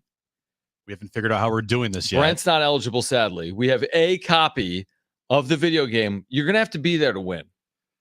That I'm aware of. Okay. Okay. So you're going to have to be there to win. Okay. So get down to Novo Brazil Mission Valley tomorrow. I saw some stuff that they're giving away. Signed footballs, what do you got? Signed J-Labs headphones. Cool. And more as well. And you get to be there when the game launches and an opportunity to potentially play against Sean Lewis, who, as he says, he gets on them sticks and they'll be full. I know. By the way, I figured out a way. When was the last time you played a video game? Sean Lewis? No. Me? Yep. I'm just imagining. I told the story today, 1:30, because I was testing the equipment from Novo. Yeah. And Fletch was like, "Hey, do you want to come on and talk about it?" I'm like, "Am I a co-host on this show?" I'm always on. So I'm like, "I'll do it for 2 minutes." So I talked about it, and they're talking about video games. And Brent remembers this. This is, I think, too young for Jim. Little old Jim. Aren't you so cute? 9/9/95 was the day the PlayStation came out. There was advertising everywhere for it in like malls. Were you a PlayStation guy in 95? Yes. I bought the system. So I was 15. That's the last time I did anything with video. It was really cool. I mean, I played for years, I'm sure, like until I went to college in the late 90s. I was into it. But I think everyone played in college, but I wasn't a big like gamer. I mean, I was around watching it and yada, yada, yada. Anyway, it's been a while. Yeah. What was the last time you were like into it? Truthfully, yeah, during COVID. Oh, really? Yeah. So during COVID, that's like a perfect time. I was very bored. I didn't want to buy a PS5 because is that out then or was it before? Maybe it wasn't out. I don't know. I didn't want to buy. It came out during the pandemic because that's when I got mine. Okay. I didn't want to buy the new system, and I had a PS3, but I had a PS3 that was compatible to like PS2 games as well. Okay, cool. And I got online to buy EA Sports College Football 2014. Oh, yeah. EA Sports Football 2014. You could play on PS2 or PS3. You're saying? I played it. I bought it backwards compatible. Yeah, mine was backwards compatible, and so I bought a system that was backwards compatible. Or no, I didn't buy it. My brother had it. I got it from him, and then I bought the game. And I remember I played that game for like 2 straight months nonstop during COVID. Dude, that's amazing. That's like the best story I've ever heard. I built like a powerhouse at San Diego State. I was recruiting 5-stars nonstop. I would create a 5-star and recruit him to San Diego State. Somehow I ended up getting the quarterback by Put miracle. it this way, once I get done on Friday, you guys are not going to hear from me until like Monday when I get here. I can't wait to hear all about it. But here's my theory. Hear me out, because we're going to be there tomorrow, right, Jim? Yeah. And Brent's buying this game tomorrow, Brent, when it's available. I got to wait till Friday when we get paid. Okay, Friday, excuse me. But I think it comes out Friday, though. So yeah. But I'm going to save you. I figured out a way, Jim, to save you $700. You don't have to buy the PS5. Okay. You don't have to buy the game. You don't have to buy a controller. Okay. Just go to Novo Brazil and just play and it. play. Okay. Honestly, because we're going to be on the air from 3. The event starts at 4. Yeah. We'll be there in the 2:00 hour. Maybe you can just. I'm just envisioning play. you. Me versus you. Okay. I'm San Diego State.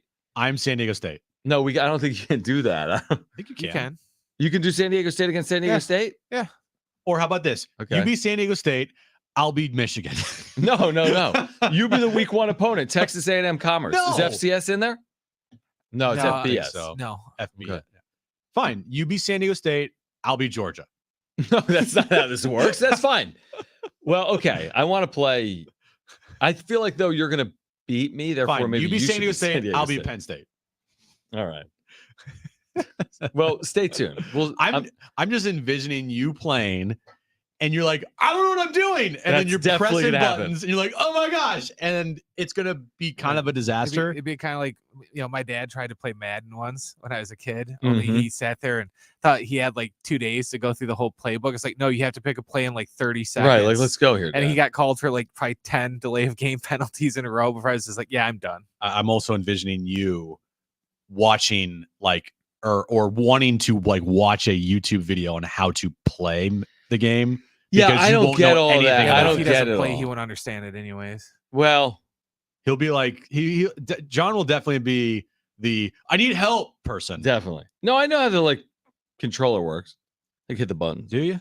Kind of. There's like X's and O's and squares. Now I haven't played on a PS5 before because I just after COVID, I haven't played a video game like controllers heavy since. But well, join us tomorrow is the point because it's going to be a great event. Novo Brazil Brewing, Mission Valley, 4 to 7:30. We're on the air from 3 to 6. RSVP right now. It's a free event at goaztecs.com/EA Sports. Again, goaztecs.com/EA Sports. We'll hear from JD Luster, San Diego State men's basketball assistant, coming up at 5:30. Now, do you have the starters for the Padres out of the break in Cleveland? I do.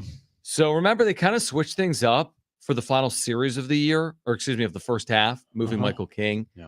And they're trying to protect maybe some innings here from King and Waldron. So what are they doing out of the break in Cleveland? Friday will be Matt Waldron. Saturday will be Dylan Cease. And Sunday will be Michael King. That's what we got right now for the Guardians series. Guardians are throwing at Tanner Beebe, Gavin Williams, and Ben, I think, Lively. Okay. So big series. Matt Waldron, who started the year as your number 5 starter, can he stick in the rotation? Will begin the second half for the Padres. He's been one of the great stories on the Padres this year. And this is one of those, I think we said with this road trip, is like kind of survive it. This doesn't have to be the 7-2 trip. It'd be great. Everyone would love that. They'd be well positioned.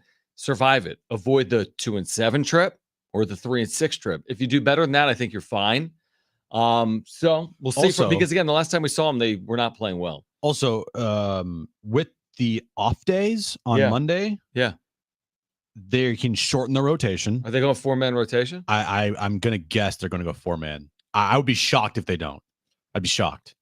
If Adam Major is still pitching, I'd be like, it's malpractice. Okay, what are we doing? So you're saying off day this upcoming Monday allows you to skip someone to go Vasquez, Waldron, Cease, King. Yeah, but then you don't have an off day on Thursday, do you? No, but you have an off day on that following Monday. Yeah, but that means you need 5 starters from Tuesday through. Well, at least for the first go around, you can skip a guy. You can skip a guy. You're right. And I would hope by then they have a new starter. Yes, or something besides a Johnny Brito or a Adam Major.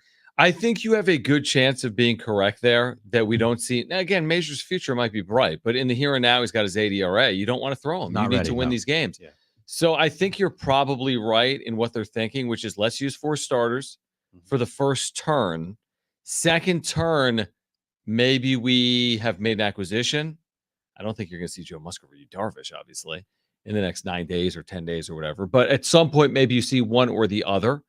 But I got to think, because remember, Mike Farron earlier was like, I don't know if I see pitching as their number one priority. I got to think like that fifth starter spot has to be a priority. I'll disagree with him on that one. But do you think he was also referencing like Darvish Musgrove? Like they're going to get one of these guys back? Maybe, but like I don't agree. You're saying they need more. They definitely need more. I have zero faith in Joe. Joe's busy making tacos and doing other things, and I don't think he is going to be. It's a joke. It's okay. It's a joke. I don't think Joe is going to contribute much to this team in the second half. Hopefully, I'm proven wrong. I hope I'm proven wrong. I just don't have much faith, just because of these injuries, man. And he wasn't good when he was pitching. So why should we expect him to be good when he returns? And the Darvish thing is such an open-ended question because it's a personal matter. Like nobody knows. I feel like we could just get a tweet in a couple of days like, oh, Darvish is back. Or there could be a tweet he's not. Exactly. And by done for the year because of like a personal matter. It's not, I don't think Darvish isn't going to pitch in the second half because of his health. Would you agree with that? Like it doesn't, no, I agree. I don't think it's his health related. But also think it's family whatever related. he is dealing with, do you think he's, while dealing with this, keeping his long tossing and throwing, not to the level he would need to pitch in the major leagues, I'm sure. So next time this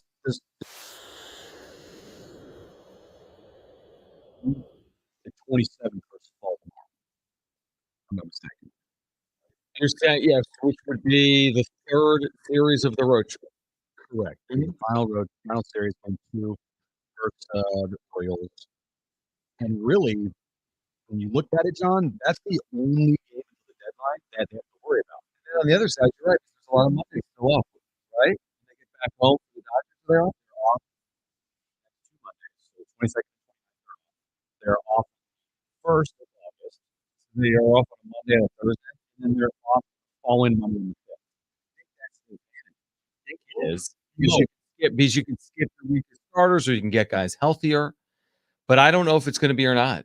They've had some off days here recently, man.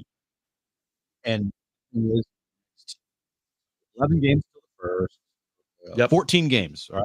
Mm-hmm. 14 games. I'm putting in Colorado with all those off days. So they have, tomorrow off. They have the first off, and they have the 5th off of August. Crazy. It's a lot of off days. And like you just said, take advantage of it.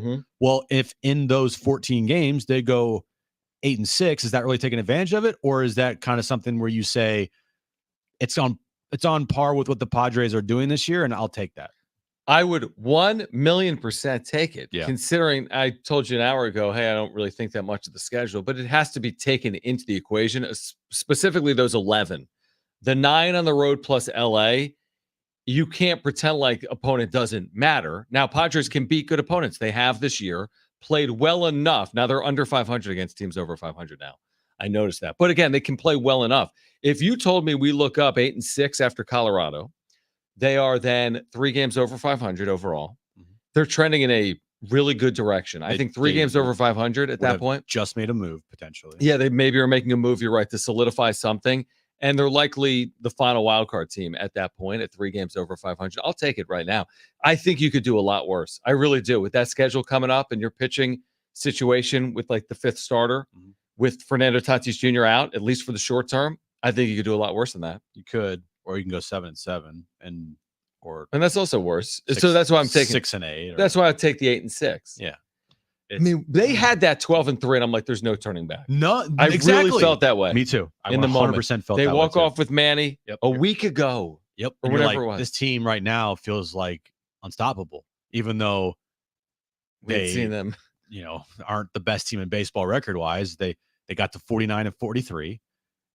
And then they just said, no, we're good. And then how about this? 49-43, they're in the 10th inning of a game, trying to get to 13-3 over 16 games. Now they go down 3.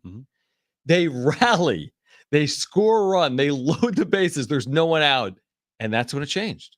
They didn't come through in that spot. Okay, it'll happen. That's fine. It's the first extra inning loss of the year. And from there, 1-6. Yeah, Mike Farron said it earlier in the show today. If you missed that interview, go to sportssd.com. Jon and Jim. The last week really was not good. I know know Manny and Schulte are glossing over it, and they don't really care publicly. Hopefully, of course they do, but publicly they're putting up the front of it doesn't matter. It mattered a lot, actually, because the pressure you are putting on yourself is just it's becoming something where anytime you slip up here in the future, it's gonna feel like the end of the world. You blew an opportunity to give yourself some type of movement, and that's on you guys. That's on the team. That's on the players.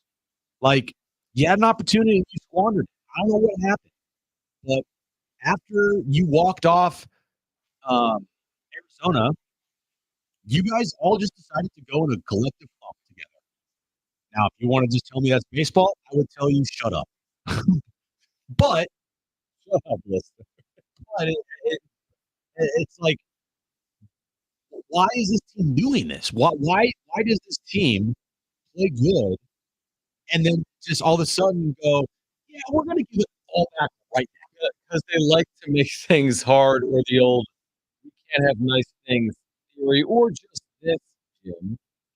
That the truth is, when you add up 12-3 and 1-6, you actually take it and pick it, whatever that is, 13-9, and you say, you know what, without Toddy and Bogey for that stretch, now he's back. Without Musgrove and Darvish, that's what he asked for more. It's hard to do that. But here's the thing, though. Okay. In that 13-9 stretch, yeah, you take that. Sure, take it. Good enough. But they entered that 13-9 stretch 3 games under 500. I think So, like, yep. So they weren't well positioned. Yeah, if you're 3 games up over 500 and you have a 13-9 stretch, that's right, really now good. you're 7 games over. You're 7 games over. If you're 3 games under and you go 13-9, it's not like, I don't think should be viewed as like, oh my gosh, this is great baseball. What's the meme you would use? Like, Chris Paul hits 3 to 4 runs in 42. It's not that, but it's like the Padres September of last year. Like, they were 15-3 to get to 500. They were better. They were like 16. They were 16-2 to get to 500. They were 16-2 to get to 99 wins. You're like, oh my God, this team's a World Series favorite. Schulte doesn't do that. He only picks positives out. He never looks at any issues like publicly. I think I'm sure he does, of course. Wrong. And the 13-9 stretch is good. But in the context of you were 3 games under when you started your 13-game stretch, getting to 1 game over. And by the way, in the 13-game stretch, you started 12-3. So, like, yeah. They had a chance. The homestand, I'm with you. I'm circling it probably for a variety of reasons. Because they had a very realistic chance at an 8-game homestand to get close to kind of stamping a spot in the postseason. If you would have gone 6-2 on that homestand, that would have been 6. I know, but like, just give them a good homestand like 6-2, and you're well on your way. You're 9 games over 500. You're well on your way. And now they're not on their way anywhere. They're just kind of fighting tooth and nail with all these other teams to get into the postseason for the foreseeable future. You are, Schulte would say, season of the day, not in it. So, that's yourselves right now. I mean, here's the thing. Because we've mentioned this for weeks on end now. Trade deadline's coming. And to expect a Juan Soto type move, Mike Barron said it today, that player probably isn't really existing around baseball. He thought the most high-profile name was Garrett Crochet, who's become the White Sox ace. What's going to be interesting is how Preller goes about it.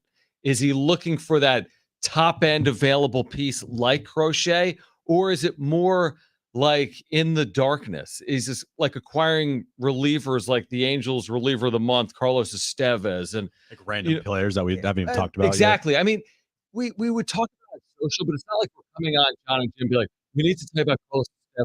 Why? That doesn't really appeal, I don't think, a month after the trade deadline.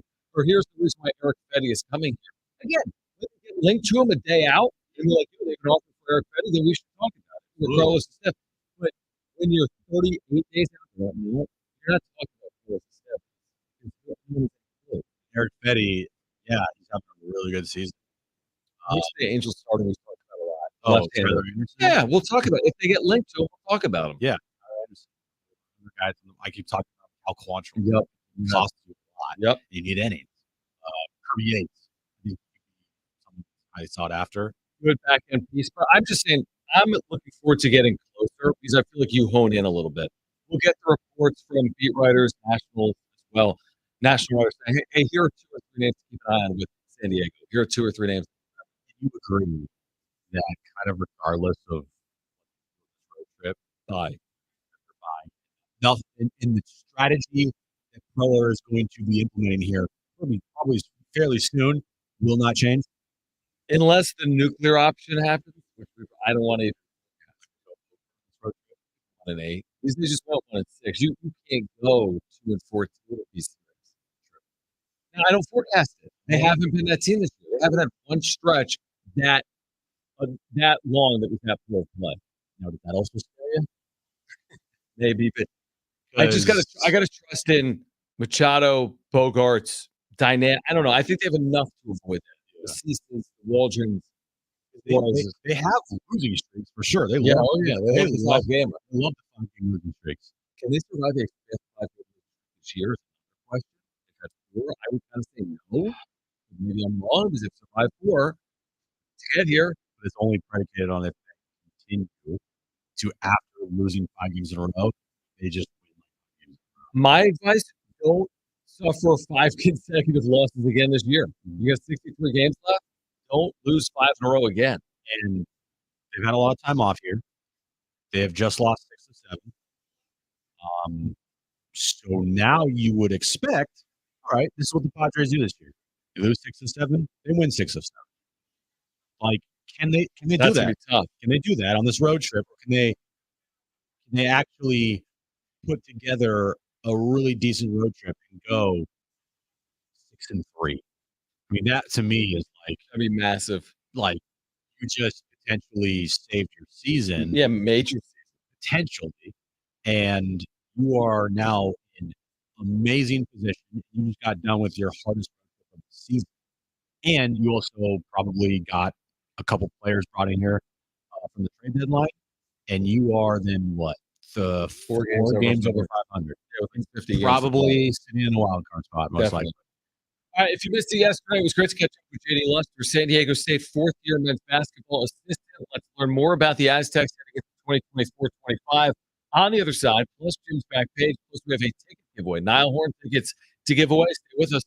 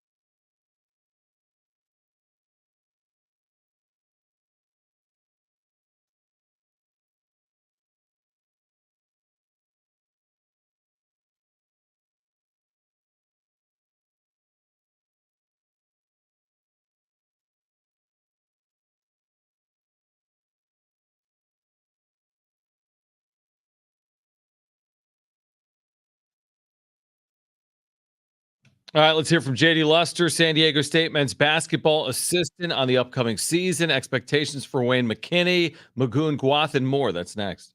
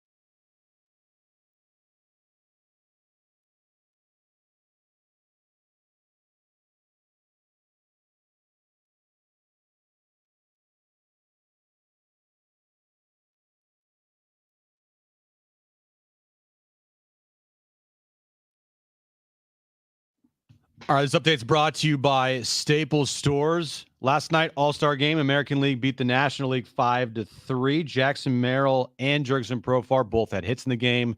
Robert Suarez, he struck out the two batters that he faced. And Jarren Duran of the Red Sox won the game's MVP as he hit a two-run homer in the game, which ended up being the game-winning home run. And this morning, Team USA Basketball took on Team Serbia in a showcase. They blew out Team Serbia this morning as Steph Curry. He led the way with 24 points. With Staples Hot Deals, you'll find super low prices on hundreds of items for back to school. Right now, 24-pack Crayola crayons and comp books are just 45 cents each at Staples. Plus, save even more with the Easy Rewards program. Ends 9/14. Prices valid in select stores. Limited to 30. Save big on back to school at Staples.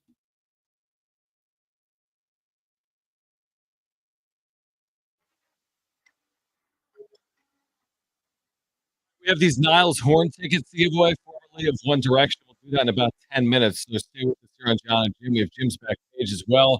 If you missed it yesterday, great conversation with Jim Luster, San Diego, fourth-year Aztecs men's basketball assistant. We started the conversation asking about the upcoming season and how the first couple of weeks of practice have gone on the Mesa. John, I want to say first, thank you for having me. Greatly appreciate you and love your show and what you do for our program. So can't thank you enough. I'm extremely excited about our new group. One thing about the group is they're new.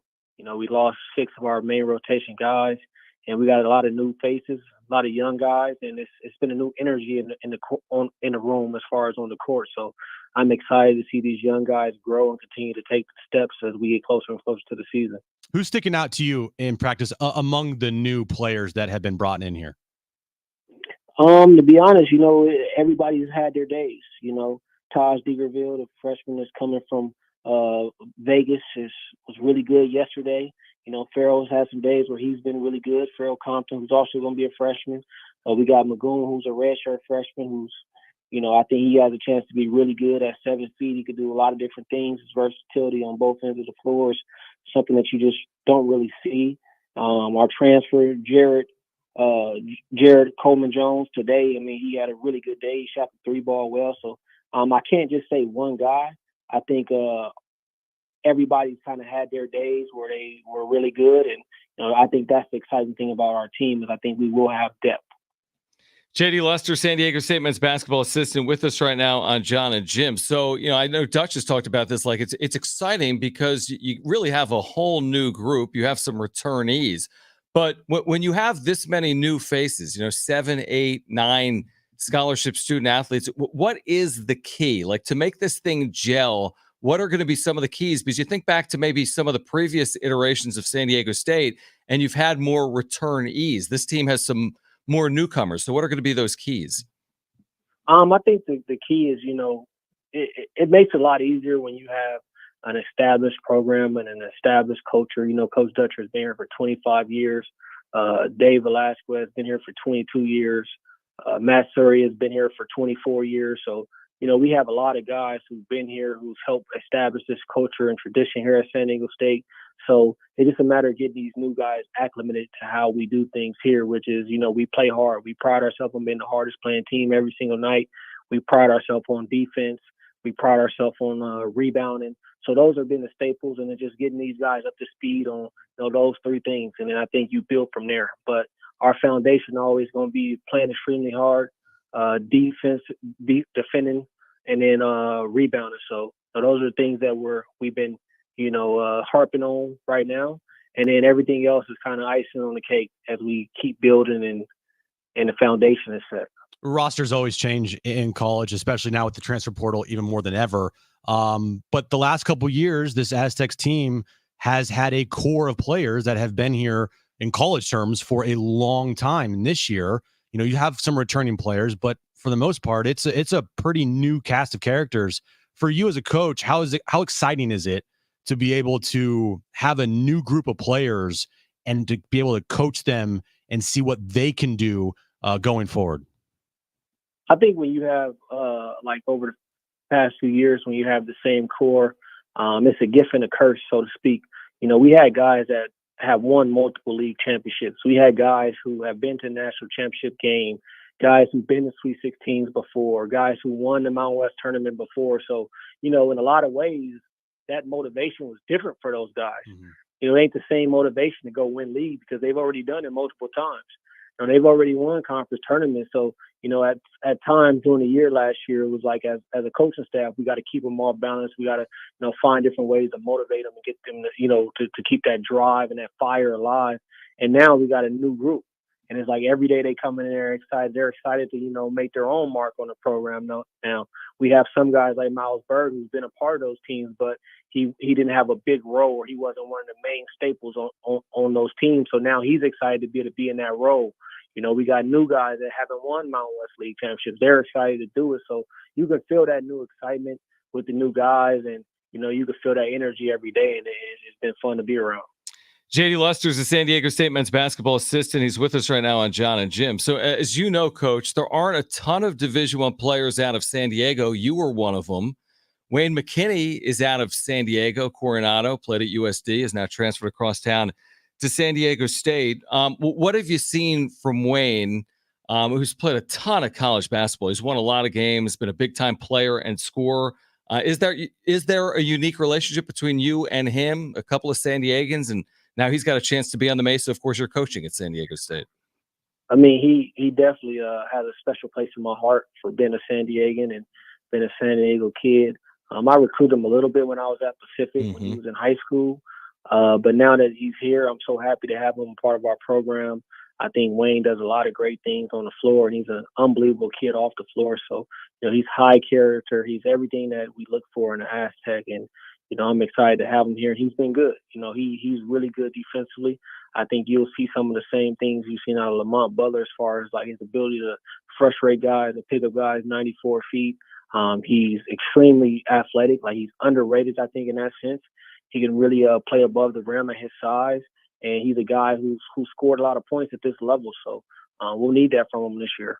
You mentioned Magoon Guath. I feel like to Aztecs fans, he's like an unknown. Like, he's like a little bit of a mystery player. You don't really you see like the potential because of his size, and a lot of people are talking about him, but we haven't seen him on the court yet in game action. What has he shown you in practice specifically that you see, okay, that right there is going to help us immensely going forward for this year and for years to come, hopefully? I think Lagoon, the thing that everybody got to just remember and keep in mind that he will be a freshman. Mm-hmm. So with freshmen, it's just usually they have their highs and their lows. There's valleys and peaks with freshmen. And I think right now at practice, you see that some days he's really good. And then there's some days where he struggles a little bit. And that's part of his process. Part of the journey has been a freshman. So, absolutely, he's a big time player. He has a chance to be really good, but he is only a freshman. But the things he do offensively and defensively, his versatility, his size, being 7 foot and being able to play out on the perimeter, being able to put it on the floor, being able to shoot threes, and then on defense, he can anchor the defense and block shots. So he could do a lot. He's versatile on both ends of the floor, but it's going to be a learning curve. I think by end of December, early January, once we get in the league, I think that's when he'll be really hitting his stride and really getting comfortable. JD Luster with us right now on Jon and Jim. So, Coach, you head up the recruiting efforts for San Diego State. How has this all changed, even in this brief period of time, from maybe you getting on campus in 2021 to where we are now, both prep recruiting with the high school players, but also obviously the portal and the way NIL plays a role? Like, how is your job changing and evolving over the years as college athletics is changing and evolving? Man, that's a loaded question. That's a loaded question. I'll try to break that down as best as I can. Really, for San Diego State, we recruit high school kids. We believe in recruiting high school kids. We believe that, the high school kids kind of help set our foundation. They help set our culture. And when we do bring in transfers, they're kind of like the liaisons between us and those new players. So they're the ones telling them, no, this is how we do things. This is how we guard. This is how we carry ourselves on and off the court. So the high school guys in our program is extremely important, and we'll continue to recruit high school kids for that reason. We more so use the transfer portal as a way to fill holes in a roster. So if we need a shooter, we'll go in the portal to get a shooter. If we need a shot blocker, we'll go in the portal to get a shot blocker. But we believe in recruiting high school, and we believe that they're a crucial component to the success of our program. So we'll continue to do that. And when we bring in 4 high school kids in one class, I think those days are over. I think at the most it'll be 3. Most years probably 2. But we do believe in recruiting high school kids. Now with the portal and NIL, it's changed things tremendously. A lot of times in that portal, it's more about, how much you're willing to pay a guy or how much they're looking for to be paid.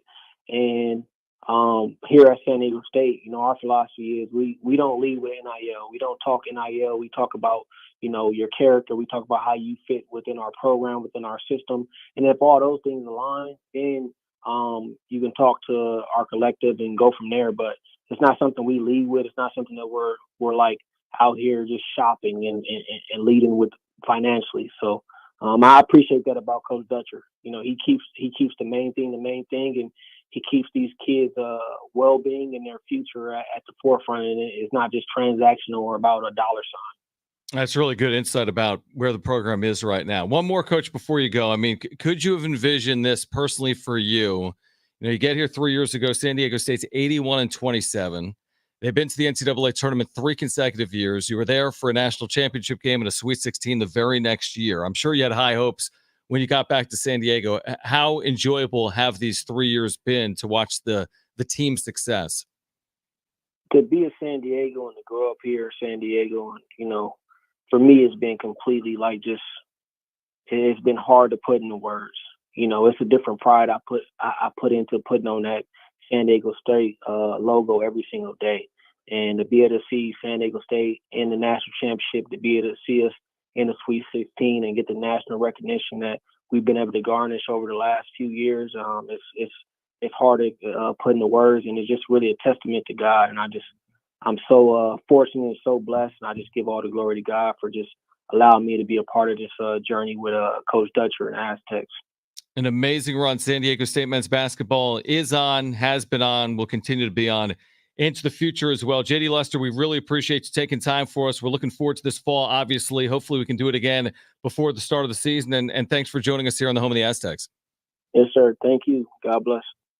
All right, great stuff, JD Luster. On the other side, Jim's back page right now, caller 5. You've got 2 free tickets to see Niall Horn, formerly of One Direction, North Island Credit Union Amphitheater, July 30th.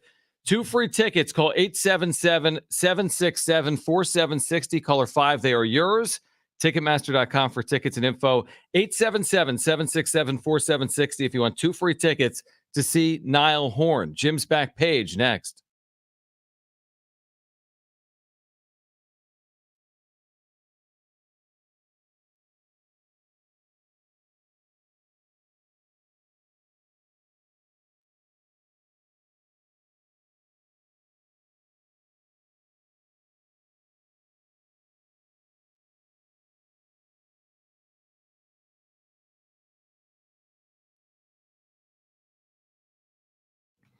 All right, so if you're a veteran, listen up. Did you know that you can access up to 100% of your home's equity right now? Hey guys, it's Schaefer. You can do it with Loan Pronto's VA Equity Advantage program. You can get 30, 50, 100 grand or more and use that money to pay off all those credit cards and personal loans, car loans, or maybe use that cash to do that home improvement project. Veterans love working with Loan Pronto because they make it easy. No junk fees, no hassle. They can unlock that cash in your home's equity in a matter of weeks. Don't keep paying insane rates on credit cards. There's a smarter alternative with Loan Pronto. Get more info and start the process now at loanpronto.com. Or if your current VA loan rate is over 6.5%, Loan Pronto can get you in a streamlined refinance with a lower rate right now with no income verification and no appraisal. Lower your monthly payment big time. Loan Pronto makes it so easy for veterans. Call now, 619-207-4336. 619-207-4336, 619-207-4336. Equal housing lender, NMLS 1661781, subject to lender approval, NMLSconsumeraccess.org.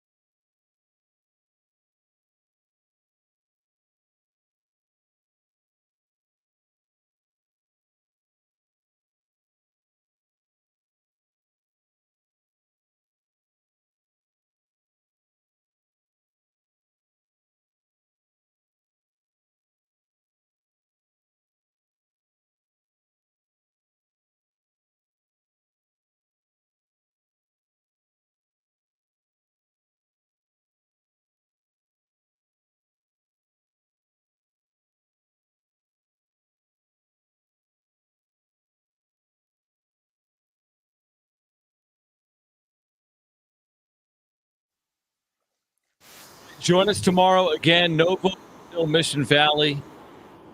Sports launch event, college football 25, San Diego State football. Chances to win prizes, chances to win the actual video game itself. Register. It's free at goaztecs.com/EA Sports. What time are you getting there goaztecs.com. tomorrow? 9 a.m. No, 1:30. Okay. So I expect to see you by 2:59. I'd get there early if you want to play the game. Not that you're necessarily able to early, but That's early for you, John. 1:30? Yeah. What do you mean? 1:30? Well, yeah, we got to set the thing up. Oh, yeah, that's right. Okay, I'll be there by 1:30. Really? I was here today by 1:30. Look at you. Yeah. All right, let's get to it.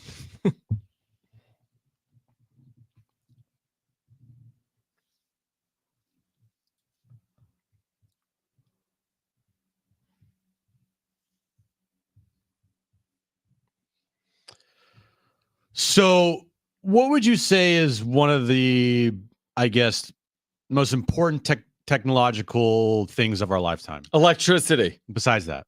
Well, that's not of our lifetime. The internet, the iPhone. Okay, the iPhone's one. The iPod. The iPod is not another one. Or it's iPod not, was massive. but now the iPhone made it obsolete. Yes, I agree. The computer, John. No, the computer's not from our lifetime. Computers have been around since before us. But The personal computer. like Okay. the personal PC. computer, Yeah, it was a PC, big deal. Yeah. the Apple I computer, Yeah. which, How much? was taken from Steve Jobs' desk in 1985. Wow. It's been dubbed the most important computer in history. Mm-hmm. Went on the auction block, and it is estimated to sell for almost $1 million. What's the thing even do these days? Probably nothing. So you just kind of Paperweight. have it. Yeah, you just store it. The Apple I computer. What's it look like? I'm The sure it's box. huge. I think I'm sure it's huge. Yeah, it's big.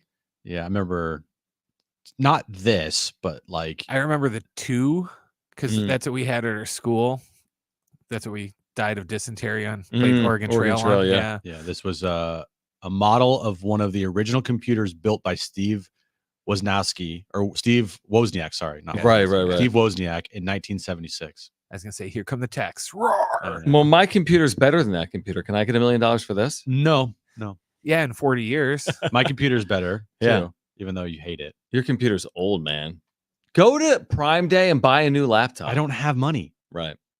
Okay. Scientists have found a cave on the moon that could house future astronauts, reports say. Scientists have confirmed a cave on the moon not far from where Neil Armstrong and Buzz Aldrin landed 55 years ago, and suspect there are hundreds more that could house future astronauts. Well, why would you house them in a cave? Oh.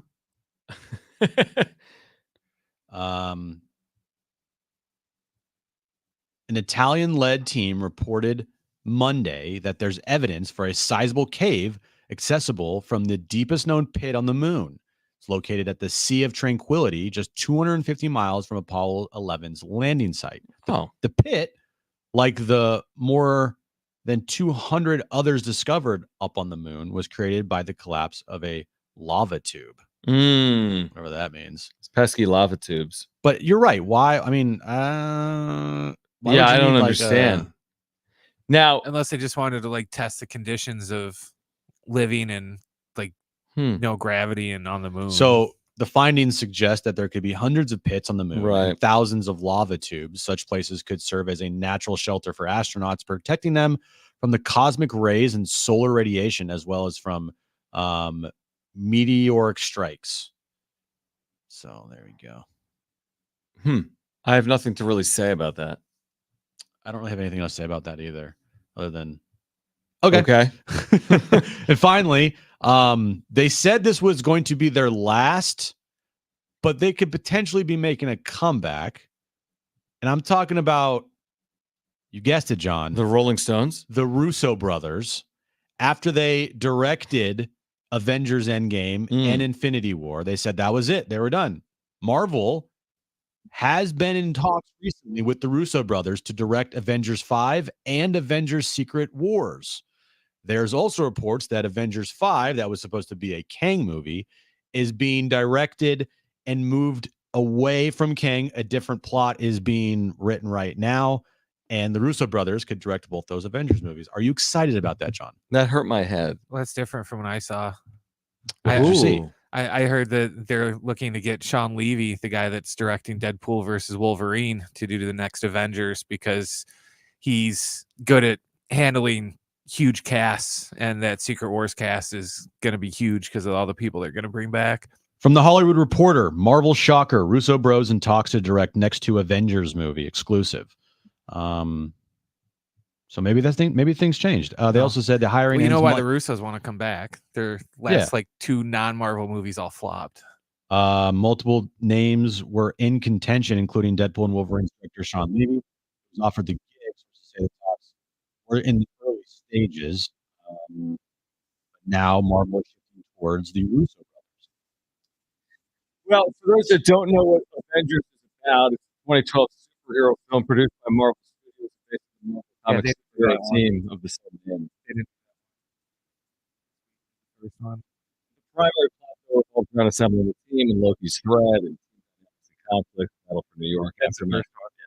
Yeah. All right. If you missed anything today, sportssd.com, iHeartRadio app, iTunes, TuneIn Radio, Spotify. We're back tomorrow from Novo Brazil Brewing in Mission Valley at 3 p.m. Join us for that launch event. EA Sports College Football 25 with San Diego State Football, RSVP, and GoAztecs.com/EA Sports. For Jim, I'm John, keeping you at San Diego Sports 760